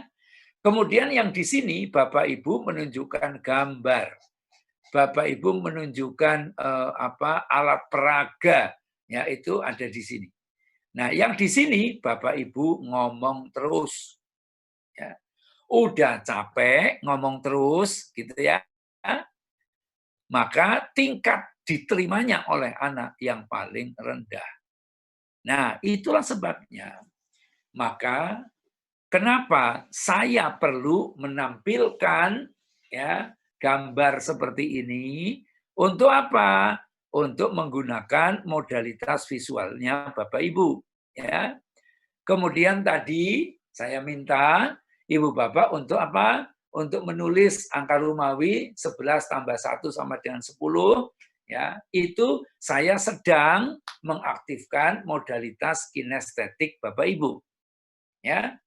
Sementara saya juga tetap harus bicara, harus ngomong ya. Nah, oleh sebab itulah maka di dalam pembelajaran daring ya, itu juga mesti ada ya sesuatu yang harus dikerjakan oleh murid, yang harus dilakukan oleh murid ya, bukan hanya sekedar diem mendengarkan ya. Lalu ibu bapak juga perlu apa? Menampilkan materi pelajaran itu dalam bentuk yang menarik ya, warna-warni, bila perlu bisa bergerak ya, bentuknya mungkin video ya, seperti yang tadi ditampilkan oleh Pak Wahyu dari Erlangga gitu ya. Ada yang bisa bisa diinteraktifkan. Oke ya. Nah, terus yang saya perlu juga sampaikan, daya serap ini bicara tentang efektif tidaknya sebuah pembelajaran. Ya, daya serap itu ditentukan oleh 3 faktor. Ya, apa saja 3 faktor itu? Yang pertama adalah passion, ya, passion, gairah anak untuk belajar. Lalu yang kedua adalah konsentrasi mereka. Dan yang ketiga adalah ketegangan yang ada pada anak, apakah tinggi, apakah rendah. Ini untuk Bapak Ibu MGMP matematika, gitu ya. Ini kan rumusnya rumus pecahan ini, ya. Yang di atas ini namanya pembilang, yang di bawah namanya penyebut. Ya, kalau pembilang angkanya lebih besar daripada penyebut, maka tentu DSB-nya, daya serap belajar ini, angkanya lebih besar daripada 1. Tapi kalau jumlah di atas ini lebih kecil daripada yang di bawah, maka DSB-nya kurang dari 1. Ya, coba sekarang. Kalau begitu, apa tugas kita? Ya, yang pertama, harus mampu menumbuhkan, membangun motivasi dan semangat belajar para murid. Ya. Antara lain dengan apa? Dengan menyertakan ambang. Apa manfaatnya bagiku? Jadi anak belajar bahasa Inggris, itu untuk apa belajar bahasa Inggris? Anak belajar matematika, untuk apa belajar matematika itu? Apa gunanya? Ya. Kemudian yang berikutnya, sebagai guru kita harus apa? Mampu ya membangun fokus murid-murid kita pada aktivitas yang sedang kita jalani. Memang Ibu Bapak, jujur ya, kalau daring seperti hari ini, ya seperti hari ini, ya misalnya ya peserta itu videonya dimatikan. Itu kan kita itu sebagai guru ya, itu kita nggak ngerti itu murid kita itu lagi ngapain itu, ya betul ya Bapak Ibu ya. Dan kita ini kan susah juga meminta murid, video kamu nyalakan, itu seringkali nanti melahirkan gangguan. Karena apa? Kalau semuanya apa? Semuanya on. Ibarat lalu lintas itu berjubel kira-kira gitu ya, sehingga akhirnya apa menjadi lebih lambat ya. Itu konsekuensi yang nggak bisa kita hindari ya. Nah ini mereka fokus, makanya apa seringkali kita sapa mereka, misalnya apa ibu bapak menyapa, halo anak-anak, Amir, kamu masih dengar suara ibu? Masih dengar suara Bapak? Halo? Ya. Firda, masih dengar kamu? Ya, Bu. Ya, Pak, masih. Paling tidak kita itu bisa lakukan dengan cara seperti itu untuk memastikan bahwa anak-anak itu masih bersama dengan kita. Ya. Terus tugas kita yang ketiga, Ibu Bapak adalah nih, ya. Kita mesti menciptakan suasana rileks. Ya. Rileks dengan santai itu 2 hal yang berbeda. Ya. Rileks itu maksudnya apa? Maksudnya suasana pembelajaran itu dicocokkan dengan seperti apa otak manusia itu bekerja. Ya. Jadinya rileks. Ya. Makanya tadi kan saya mengenalkan dulu ya seperti apa otak manusia itu bekerja. Dari otak reptil, kemudian otak emosi, baru otak rasio. Ya, itu kita mesti ngerti yang seperti itu. Sehingga apa? Ketika kita lakukan, kemudian anak-anak sudah happy, anak-anak sudah senang gitu ya, maka dia siap untuk menerima pelajaran. Kan begitu ya. Sehingga saya tadi mendapatkan insight ya dari Pak Fandi tadi. Ya, kalau misalnya anak-anak diberi tugas Ya, ini mohon maaf ya karena saya tinggalnya di Jogja gitu ya. Orang Jogja itu ngomongnya begini, Mbok Yao. Ya. Mbok Yao itu tugasnya itu beberapa guru ya membuat sebuah tugas gitu ya yang nanti bisa dinilai dari berbagai mata pelajaran, tapi tugas yang dikerjakan oleh murid itu hanya satu, tapi meliputi banyak mata pelajaran. Itu akan lebih akan lebih menyenangkan bagi murid, ya akan lebih membuat mereka semangat daripada satu guru satu tugas. Wah, itu bisa bisa pusing 7 keliling itu kalau modelnya seperti itu, ya. Oke.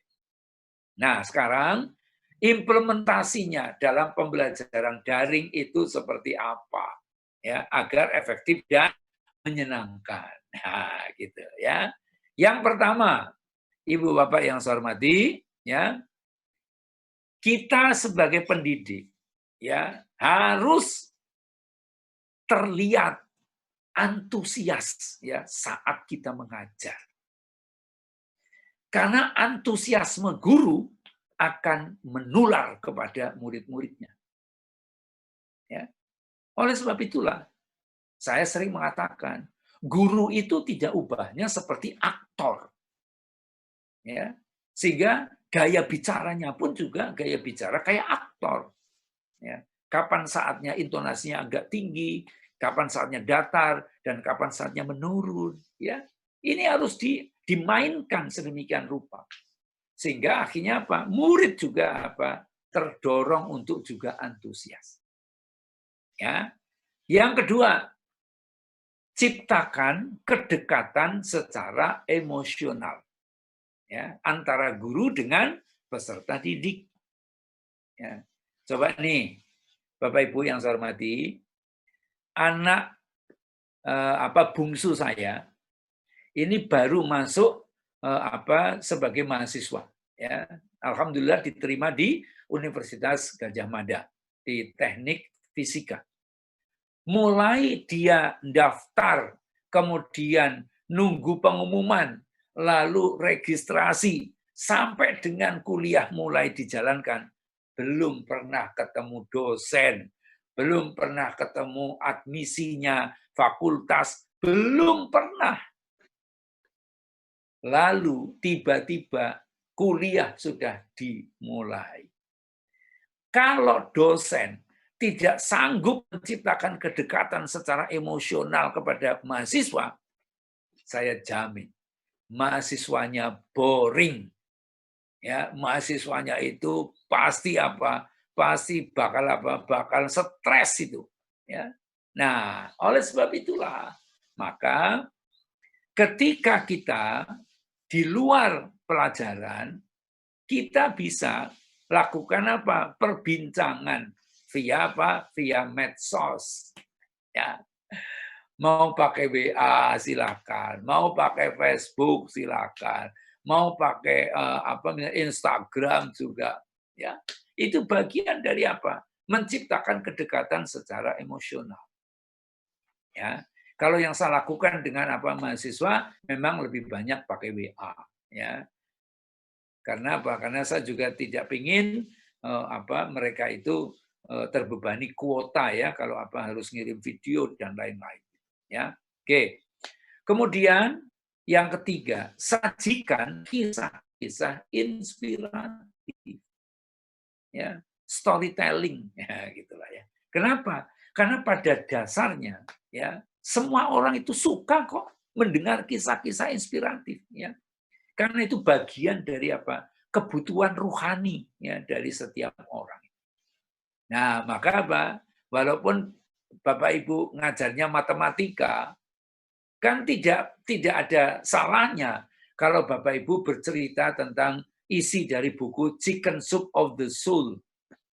Ya, itu kisah-kisah inspiratif yang luar biasa, ya. Kalau kemudian dijadikan sebagai bahan untuk pembuka atau bahan untuk mengakhiri, ya, itu pasti akan menjadi daya tarik tersendiri, ya.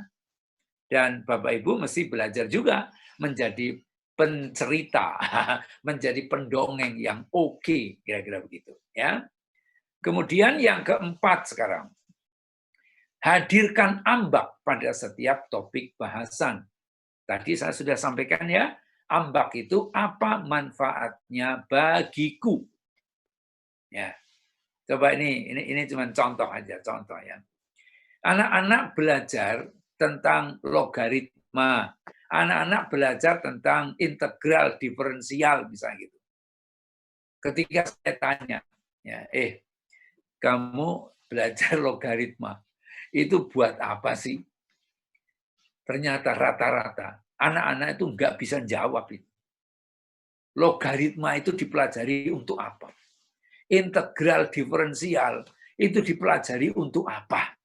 Sinus, kosinus, tangen, kotangen itu dipelajari itu untuk apa? Itu sebagian besar dari murid itu nggak bisa jelasin. Bayangkan, menerima pelajaran yang nggak tahu untuk apa. Apa itu bukan beban namanya itu. Ya. Tapi ketika menerima pelajaran, jelas ini manfaatnya begini, gunanya nanti seperti ini. Pasti mereka akan apa? Akan tertarik itu. Karena apa? Iya, saya membutuhkan itu. Ya. Oke. Kemudian yang kelima, dorong peserta didik untuk menampilkan kebolehan diri dan mengunggahnya di medsos. Nah, misalnya ya, karena anak-anak ini sudah SMK, ya SMK, misalnya apa? Yang tata boga, misalnya contoh aja lah contoh yang tata boga. Tugasnya adalah apa? Membuat menu, ya. Membuat menu masakan boleh atau kudapan juga boleh, ya. Kemudian hasilnya seperti apa? Dibuat video. Ya kan? Kemudian setelah dibuat video, diedit dengan bagus, kemudian silakan masuk ke YouTube misalnya gitu. Ya, lalu nanti kita sebagai guru mengapresiasi karya-karya murid kita. Ya. Lalu yang suka nyanyi misalnya gitu, ya diminta aja untuk apa? Untuk menyanyikan lagu yang dikarang oleh dirinya sendiri. Misalnya begitu. Ini pelajaran bahasa Indonesia atau pelajaran bahasa Inggris misalnya begitu, ya. Suruh bikin apa? Bikin lagu, dinyanyikan, bikin video, kemudian diunggah. Itu pasti membuat apa? Membuat anak itu jadi semangat. Apalagi nanti yang melike ya atau mensubscribe-nya itu banyak itu pasti akan apa? Akan bangga itu. Dan lebih dari itu, siapa tahu akhirnya apa? Ordernya berdatangan. Wah, tambah oke lagi kalau bisa seperti itu. Ya. Kemudian yang terakhir, yang keenam, akhiri setiap pembelajaran dengan memancing rasa penasaran siswa. Ya. Atau kalau tidak memancing rasa penasaran adalah dengan quotes yang menarik ya, yang akan diingat terus oleh siswa. Sehingga ketika pelajaran sudah berakhir, ada kerinduan untuk ketemu lagi karena nanti pasti Bu Guru, Pak Guru akan memberikan quotes yang lain lagi yang itu membuat saya tambah semangat. Ya. Oke ya, Ibu Bapak yang saya hormati, itulah yang terkait dengan pembelajaran yang efektif dan menyenangkan. Ya, ini implementasinya dalam pembelajaran daring kurang lebih seperti itu. Ya, tentu di luar ini boleh jadi masih banyak ya, tapi yang saya ingin bagikan kepada Bapak Ibu adalah 6 hal ini tadi. Ya, dan sebagai akhir dari sesi ini, saya mohon izin ya untuk menyampaikan ungkapan pencetus Kaizen.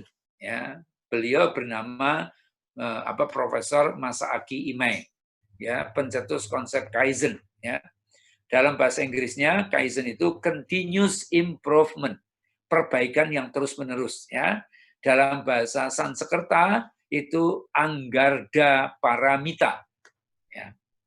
Beliau itu mengatakan, there will be no progress if you keep on doing things exactly the same way. Tidak pernah akan ada kemajuan jika Anda mengerjakan sesuatu dengan cara yang sama dari waktu ke waktu. Kurikulumnya beda, ngajarnya masih sama. Kelas sama Zoom, ngajarnya masih sama. Ya tidak pernah ada apa, ada kemajuan itu. Maka kita harus punya kesadaran sekaligus kesediaan ya untuk bisa apa? Untuk bisa melakukan perubahan demi perubahan. Ya, itu ya Bapak Ibu yang saya hormati, ya paparan yang bisa saya sampaikan dalam kesempatan yang sangat berharga ini. Saya bersyukur bisa bersilaturahim dengan Ibu Bapak, keluarga besar SMK se-Kabupaten Cianjur. Ya, Cianjur ini yang saya tahu adalah termasuk pusat seni Sunda yang ada di Jawa Barat ya. Kalau Jawa Tengah itu ya kira-kira ya Solo lah ya, karena Jogja kan tidak termasuk Jawa Tengah gitu ya. Kalau Jawa Tengah itu kira-kira ya Solo ya. Maka itu ya yang bisa saya sampaikan dalam kesempatan yang sangat berharga ini. Kurang lebihnya saya mohon maaf. Ya, saya kembalikan lagi kepada moderator, dalam hal ini adalah Pak Wahyu dari Penerbit Erlangga. Billahi taufiq wal hidayah. Assalamualaikum warahmatullahi wabarakatuh. Waalaikumsalam warahmatullahi wabarakatuh.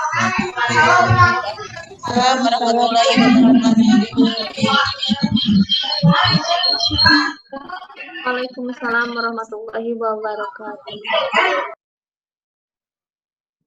Bapak Ibu kalau ada yang mau bertanya silahkan boleh chat saya atau di grup. Silakan untuk yang mau mengajukan pertanyaan atau apalah gitu kepada Pak Dwi ya. Silakan. Terima kasih Pak Dwi atas materinya sangat bagus sekali. Tapi saya tidak tahu ini ada yang bertanya tidak ya? Sepertinya sudah sangat jelas Pak ya barangkali.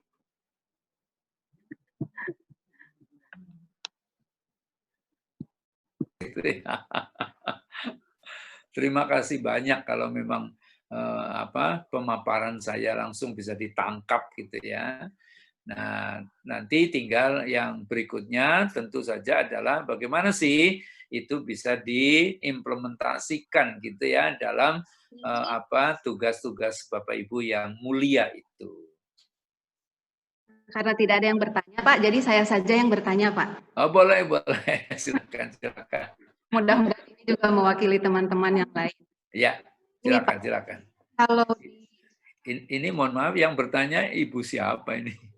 Saya Ibu Marni, Pak. Oh, Bu Marni ya, karena di layar saya nggak nampak itu ya. Atau mungkin apa aja ya, yang materi ini ya? Betul Pak, keluar konten. Oke ya. Nah, kalau kayak gini baru kelihatan.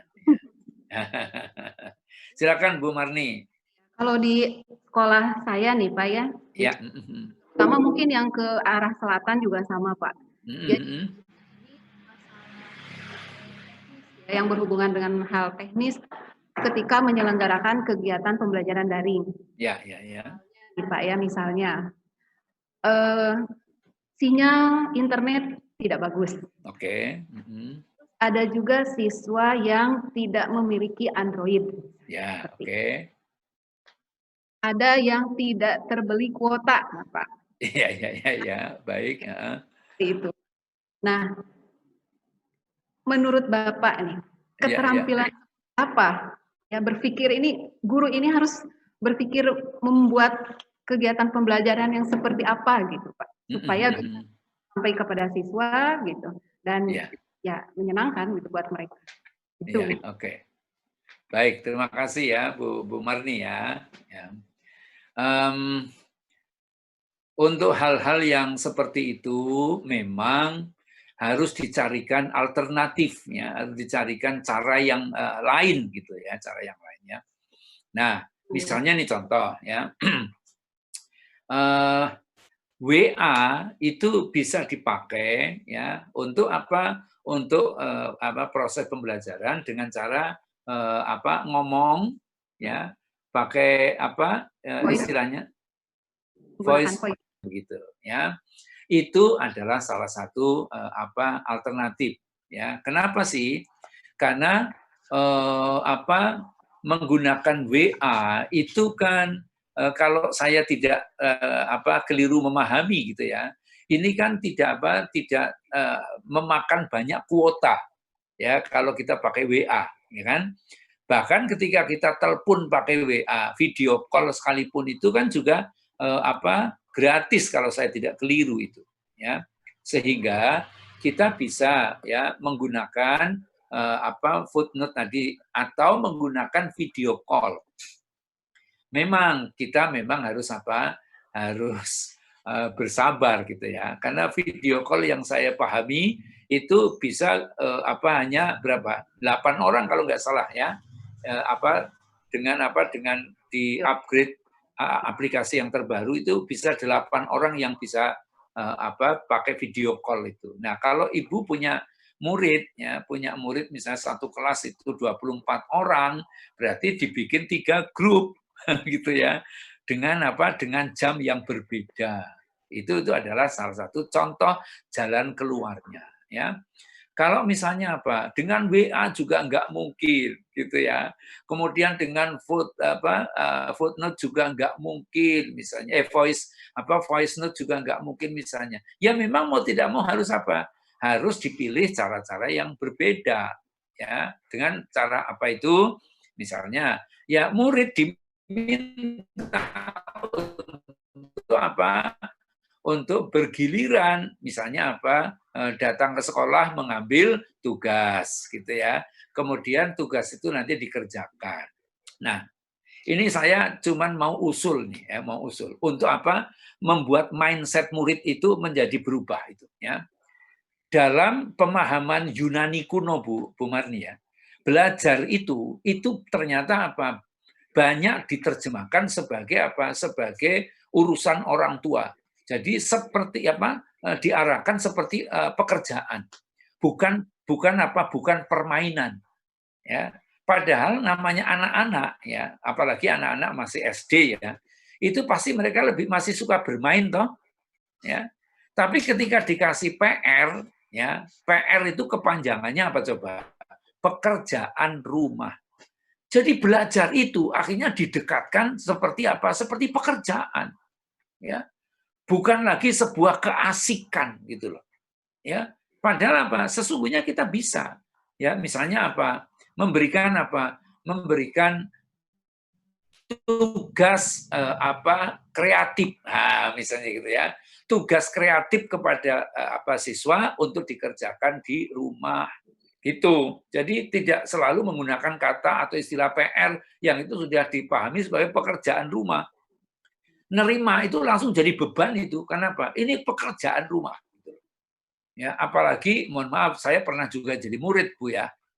Kalau namanya liburan, itu kayaknya guru itu tidak rela itu kalau anak-anak itu rileks, santai gitu ya. Mesti dikasih tugas itu. Nah, itulah yang membuat membuat anak-anak terus kapan aku liburnya gitu lah ya. Nah, maka tugas yang diberikan adalah tugas kreatif. Ini contoh misalnya ya. Anak-anak diminta ya untuk mengamati seperti apa sih kebersihan di lokasi pariwisata misalnya ya. Nah, kalau di situ bisa tercipta lingkungan yang sangat bersih, faktor-faktor apa yang bisa membuat lingkungan itu menjadi sangat bersih. Itu diamati oleh si murid itu. Nah, kemudian nanti murid diminta untuk membuat paparan untuk dipresentasikan ketika nanti sudah masuk. Nah, ini kan ya sama-sama tugas dan tugasnya itu memberikan manfaatnya itu real ya. Tapi coba kalau di sekolah udah ngerjakan soal gitu. Kemudian dikasih PR ngerjakan soal lagi. Terus berhubungan dengan masyarakat yang lainnya tuh kapan gitu loh ya. Nah, oleh sebab itu monggo ya Bapak Ibu mulailah kreatif, memberikan tugas kepada murid itu diberi judul tugas kreatif atau tugas asik, nah, misalnya gitu. Ya, jadi tidak perlu harus dengan apa istilah pekerjaan rumah. Gitu Bu Marni, ya penjelasan yang bisa saya berikan. Terima kasih Pak. Ini ada yang mau bertanya Pak.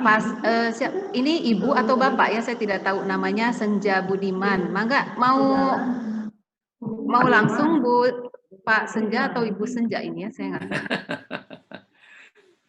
Silakan. Ya. Mana ini? Pak Senja mana Pak Senja?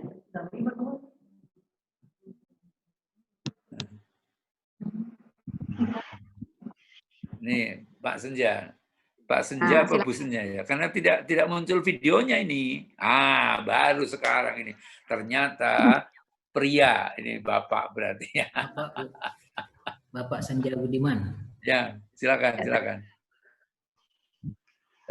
Meminta itu Pak, tanya tentang bagaimana supaya siswa kita itu kita pembelajarannya lebih menarik dan menyenangkan bagi sehingga mereka kayak tadi Bapak bilang timbul penasarannya. Tipsnya bagaimana supaya siswa kita itu yang kita ajar dia tertarik dengan materi yang kita ajar. Karena saya mengajar fisika Pak. Oke. Ya. Mereka senang, kita senang, dan mereka paham gitu pokoknya. Ya. Seperti itu mungkin Pak ya. Yang lebih real gitu Pak ya. Oke. Ya. Baik ya. Begini Pak Senja dan Bapak Ibu para guru fisika gitu ya. Setidak-tidaknya pengalaman yang saya dapatkan waktu saya masih sekolah dulu Pak ya. Itu fisika itu betul-betul seolah-olah terpisah dari kehidupan nyata. Misalnya nih contoh aja. Sebuah benda ya jatuh dari ketinggian atau sebuah benda tumbukan sempurna. Kenapa soalnya pasti seperti itu? Ya. Kenapa tidak diganti misalnya contoh ya sebutir kelapa yang jatuh dari ketinggian seperti ini, berat kelapanya itu sekian, berapa detik nyampe di tanah misalnya. Itu kan sesuatu yang real, ya, sesuatu yang akrab dengan kehidupan sehari-hari. Ya, maka cobalah fisika itu dibumikan, jangan diawang-awang terus. Ya, fisika itu difamiliarkan bagi kehidupan sehari-hari. Ya, bukan sesuatu yang ada di negeri antah berantah itu loh. Ya, saya pernah mengikuti materinya Pak Yohanes Surya, Pak. Pak Yohanes Surya itu kan guru besar fisika itu. Ya, beliau itu pelatih Olimpiade Fisika Indonesia. Itu ketika menjelaskan fisika, Pak, menariknya bukan main itu. Ya. Contoh misalnya apa? Ngomong tentang gaya. Ya. Dia memberikan contoh begini. Kenapa sih orang naik roller coaster itu ketika turun itu akhirnya badannya itu capek. Padahal kan maunya kan menghibur diri itu, ya. Karena apa? Yang dilakukan adalah ketika roller coasternya belok ke kanan, ya, dia malah ke kiri. Kemudian ketika belok ke kiri, dia malah ke kanan. Sehingga apa? Melawan gaya. Dan itulah yang bikin capek. Maka mestinya ketika roller coasternya itu belok ke kanan, ya kita ikut kanan. Belok ke kiri, kita ikut kiri. Itu nanti pasti apa? Kita akan menikmati. Coba. Itu contoh yang diberikan oleh Profesor Yohanes Surya. Nah, jadi saran saya kepada Pak Senja Budiman, ya, selain tadi ada ambak. Ya, ambak itu apa manfaatnya bagiku. Ya, jadi misalnya apa? Bapak itu sedang memberikan satu pelajaran tentang apa? Tentang ini pengungkit misalnya gitu ya. Maka nanti diterangkan, Pak. Ya, kalau kamu kepingin membawa atau mengangkat benda biar kamu tidak terlalu berat, caranya seperti ini. Misalnya gitulah ya. Ya, sehingga apa? Mereka merasakan oh iya ya, ternyata apa? Caranya begini. Ya. Coba batang-batang pohon kelapa itu diangkut pakai truk itu, cara menaikkan itu kan pakai ilmu fisika itu, ya, sehingga orang tidak capek itu. Coba kalau diangkat, waduh, satu truk itu orangnya bisa pingsan itu, Pak, ya. Nah, itu contoh, ya. Sehingga selain ambak, ya, maka saran saya fisika coba dibumikan, ya, sehingga anak-anak menjadi akrab, ya, dengan materi-materi fisika. Begitu Pak Senjaya. Ya, terima kasih Pak penjelasannya.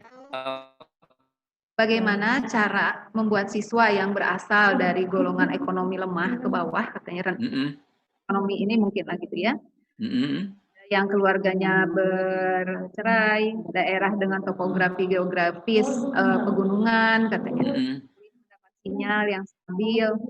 Nah, bagaimana agar mereka tertarik dan selalu aktif untuk mengikuti KBM jarak jauh ini? Ya. Udah itu. Udah itu aja, Pak. Ya, baik, ya. Begini. Karena Ibu bertanya ke saya, maka saya kalau punya jawaban yang mohon maaf tidak normatif, ya, itu bagian dari saya kepingin out of the box gitu, ya. Jadi tidak harus segalanya itu serba normatif gitu, ya. Jadi begini, ya. Pembelajaran apapun sesungguhnya yang paling dahsyat pengaruhnya itu apabila di dalam pembelajaran itu terkandung apa yang disebut dengan problem solving, ya, yang terkait dengan problem solving. Jadi misalnya ini contoh, ya, bagaimana anak-anak yang berasal dari keluarga yang misalnya kurang beruntung gitu, ya, itu yang pertama-tama diajarin kepada mereka itu gimana caranya gadget itu bisa mendatangkan penghasilan. Tuh, ya. Jadi anak-anak perlu diajarin itu. Karena selama ini, mohon maaf ya, jangankan anak-anak, wong kita yang sudah jadi orang tua, itu gadget ini itu lebih banyak ngeluarin duit daripada dapat duit. Betul ya?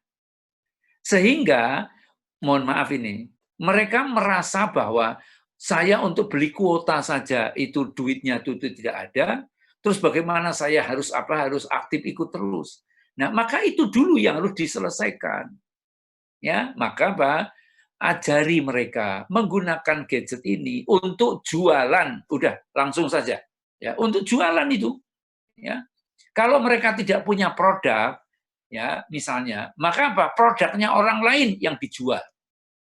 Ya, sehingga ketika nanti anak-anak itu yang untuk beli kuota tadi itu tidak ada dana, kemudian mereka bisa terbantu karena gadgetnya menghasilkan, insya Allah, ya, kendala itu nanti akan bisa teratasi dan mereka itu akan bisa menjadi lebih tertarik untuk ikut serta. Kenapa? Karena kita menjanjikan kalau kamu, ya, ikut aktif di dalam pembelajaran, insya Allah usahamu bakal naik kelas.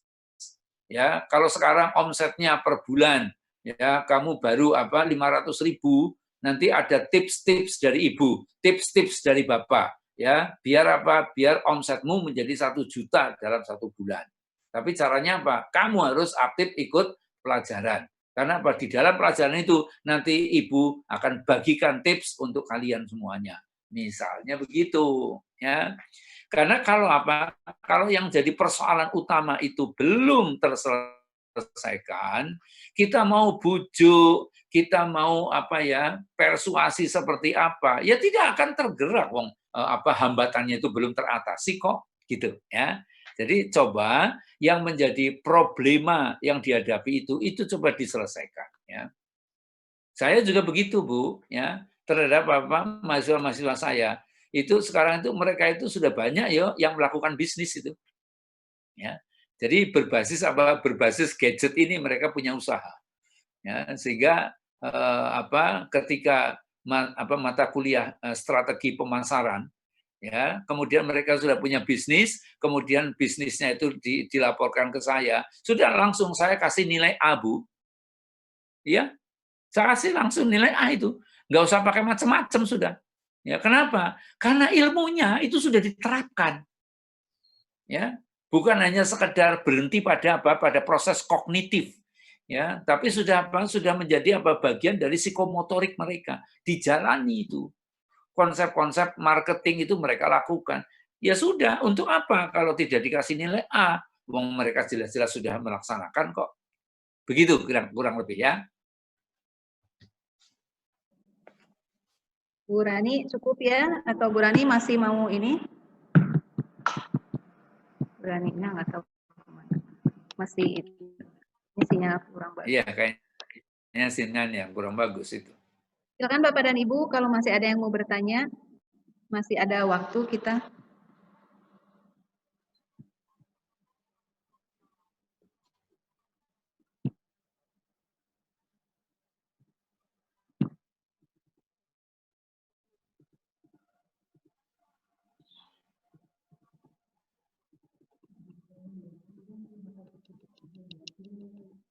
Silakan yang mau bertanya, sudah tidak ada yang bertanya lagi ini.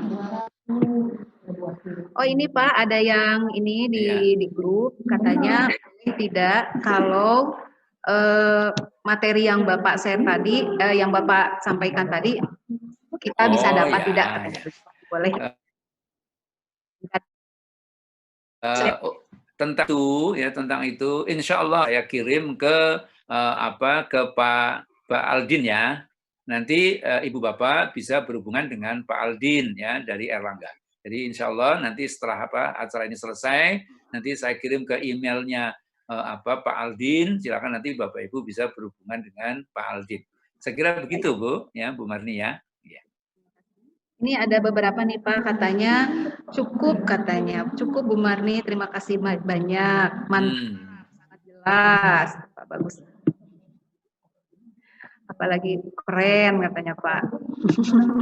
Alhamdulillah ya Rabbil Alamin. Ini juga MGMP juga keren ini karena topik yang diangkat ini bukan topik yang seperti kemarin-kemarin itu ya Bu Marni ya. Betul Pak. Sudah sering itu Pak kalau topik-topik seperti LMS itu ya Pak ya? Ya makanya itu. Jadi dengan mengangkat topik ini kan menjadi sesuatu yang berbeda gitu. Kebetulan narasumbernya juga memang luar biasa Pak. Terima kasih banyak Pak. Masya Allah, subhanallah. Mudah-mudahan nanti kita bisa bisa berbagi lagi dalam kesempatan yang berbeda ya. Nah ini ada lagi itu Pak, katanya alhamdulillah sangat jelas, mantap, suka sekali penjelasannya. Ya. Betul, maknyos. Alhamdulillah, kayak makanan aja maknyus gitu ya. Nanti kan kita akan mendapat buku yang Bapak buat ya, yang Bapak tulis, yang apa? Ya, hebat gurunya, dasar muridnya ya. Ya. Terus ini ada yang bertanya, apakah isi buku yang nanti didapat ada kaitannya dengan tema kali ini, katanya Pak? Ada, ya, ada Bu. Ya, jadi